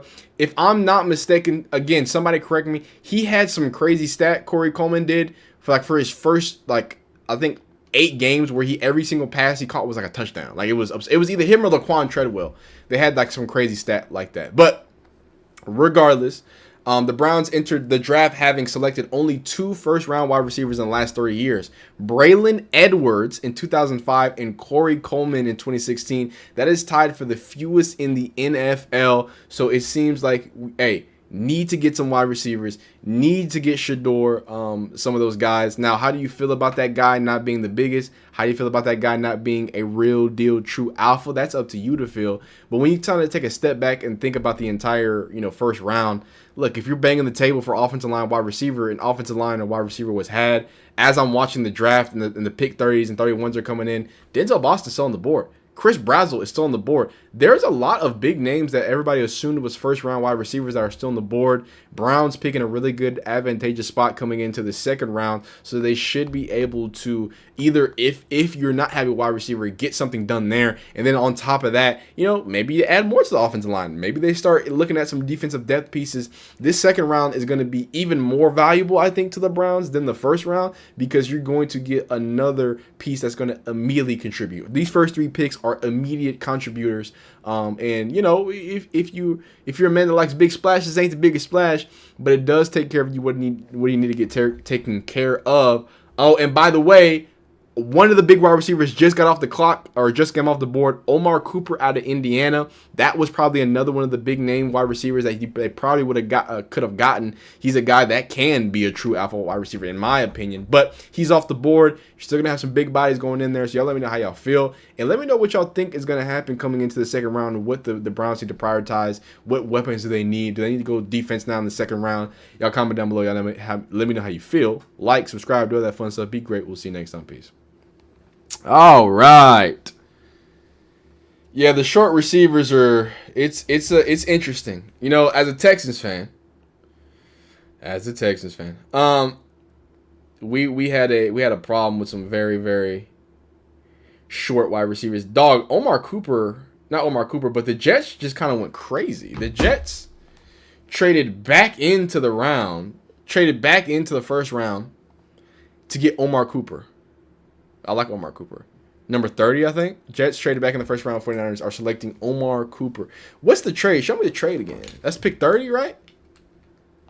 Okay, so yeah. So wait, what? Jets traded up to San Francisco's 30 spot. Okay, they give 30, 33. Okay. And then the Jets just picked. Okay. Trade up to 30. 49ers trade back to 33. All right, so they're going to start at the top at the first round for the 49ers. So for the 49ers, what it looks like right now, I think they might have won the day. At number 29, oh wait, no, that's not what I need. Where's the update? Give me the update. There's another update that came in. Okay, so the first round for the Jets looks like David Bailey and then Kenyon Sadiq and then wide receiver Omar Cooper Jr. They're having some yeah. They're going crazy. But I was trying to look at something. Okay, 49ers now have turned their initial pick, number 27, into the first pick in Friday night's second round, along with pick number 90 and pick number 179. Not bad. Not bad at all. Sorry, I got NBA updates and stuff. Yeah, I mean, I got to stay locked in, man. I got to stay locked in. Last two picks of the first round, man, and we're going to be done. Thank all y'all for hanging out with me, by the way. If you want to be one of these sounds on the soundboard, you know what I mean? If you want to be a part of the soundboard, $50. Draft day. Draft day. Oh, Johnny Manziel. Our guy Sell Morefoot added some sounds on there. I added a few more sounds. You know what I'm saying? We got some things happening. We about to wrap this stream up, obviously, because the draft's about to wrap up. We will be back tomorrow. We will be streaming tomorrow. Probably not long. Pop in, pop out, see what the Browns do, see what's going on, see if anything crazy happens, right? And then we'll come right back at you, okay? We'll come right back at you. Talk about it a little bit. Got some more special guests. And yes, I will have the audio fixed for real this time.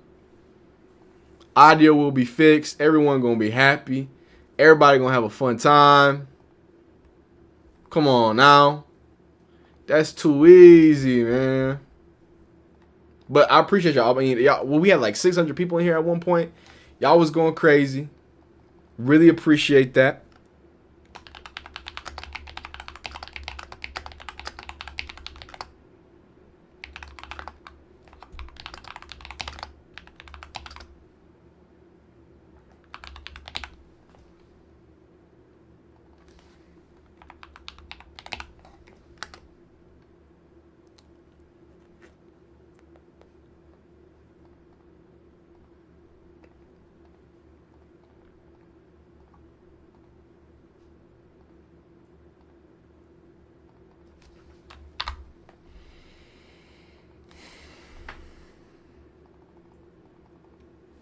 Okay, the Tennessee just traded back into the first round again. My God, them boys working, boy. Them boys is working. They working. They working. Bills traded back to 35. You getting a dog, man. You getting a dog, man. Beautiful stuff.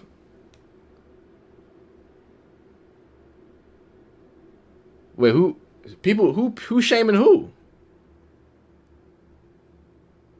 Wait, who making? Hey, if you making stuttering jokes, you can get up out of here, dog. I don't even want none of that. I don't want none of that. Who said? I don't see who said that. Who said that?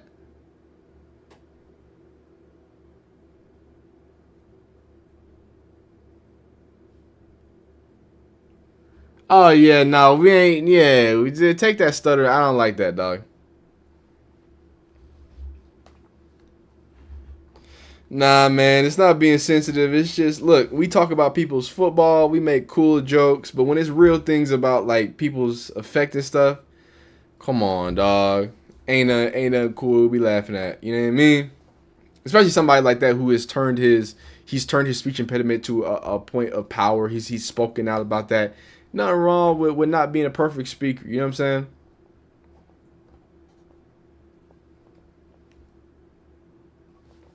But we're about. I mean, these are the last two picks.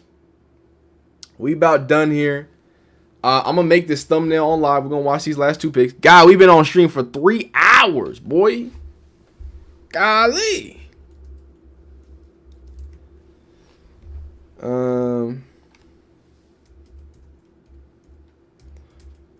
I will have another video out tonight because, you know, I got to do it. Got to stay on the grind. If you're not on the grind, why you shining for, man? Oh, the Titans got defensive line Keldrick Falk. Interesting. Interesting, interesting, interesting.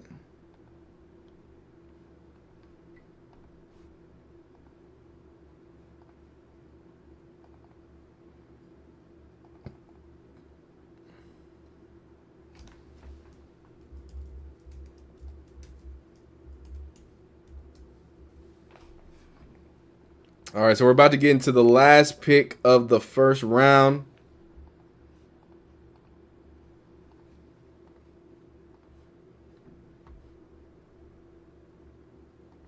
That's a big dog, man. 6'6", 270. He gonna be stopping the run.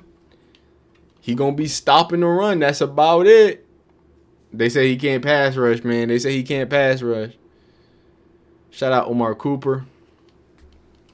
That's not what I said. That's what they said. You feel me?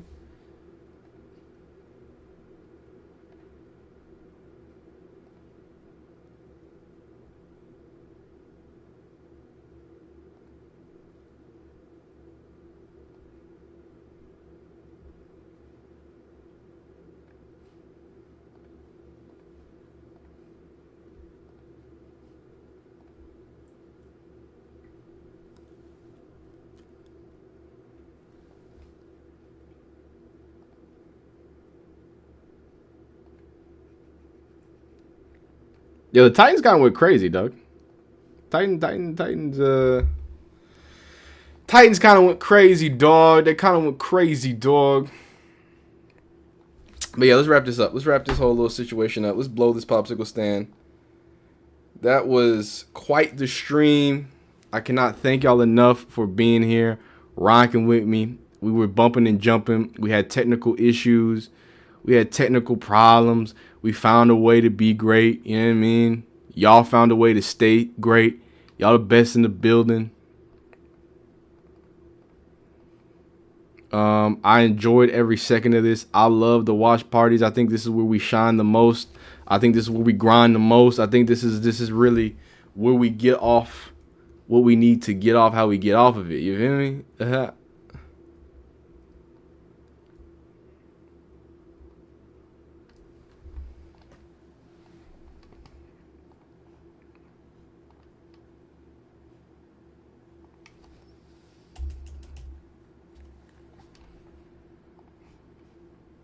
Okay. Hey, I'll be going today, but I'll be back on a wide away. Yo.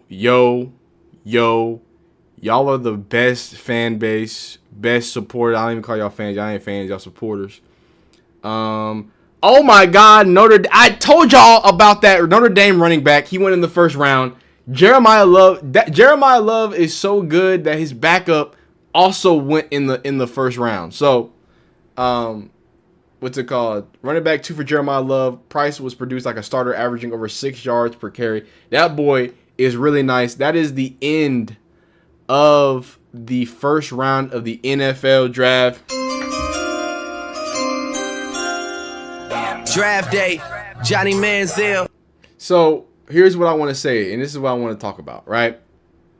This was an awesome stream, and I can't thank y'all enough for coming out. It's a nice, solid group of y'all still lingering around. So if you want any more videos, KC Conception video is coming out tonight. I'm probably going to have another KC Conception video coming out tomorrow when we get some more updates, when we have some interviews, all that fun stuff. Look, Shador gets a weapon. The Browns get a weapon. They hopefully can fix some of their special teams woes.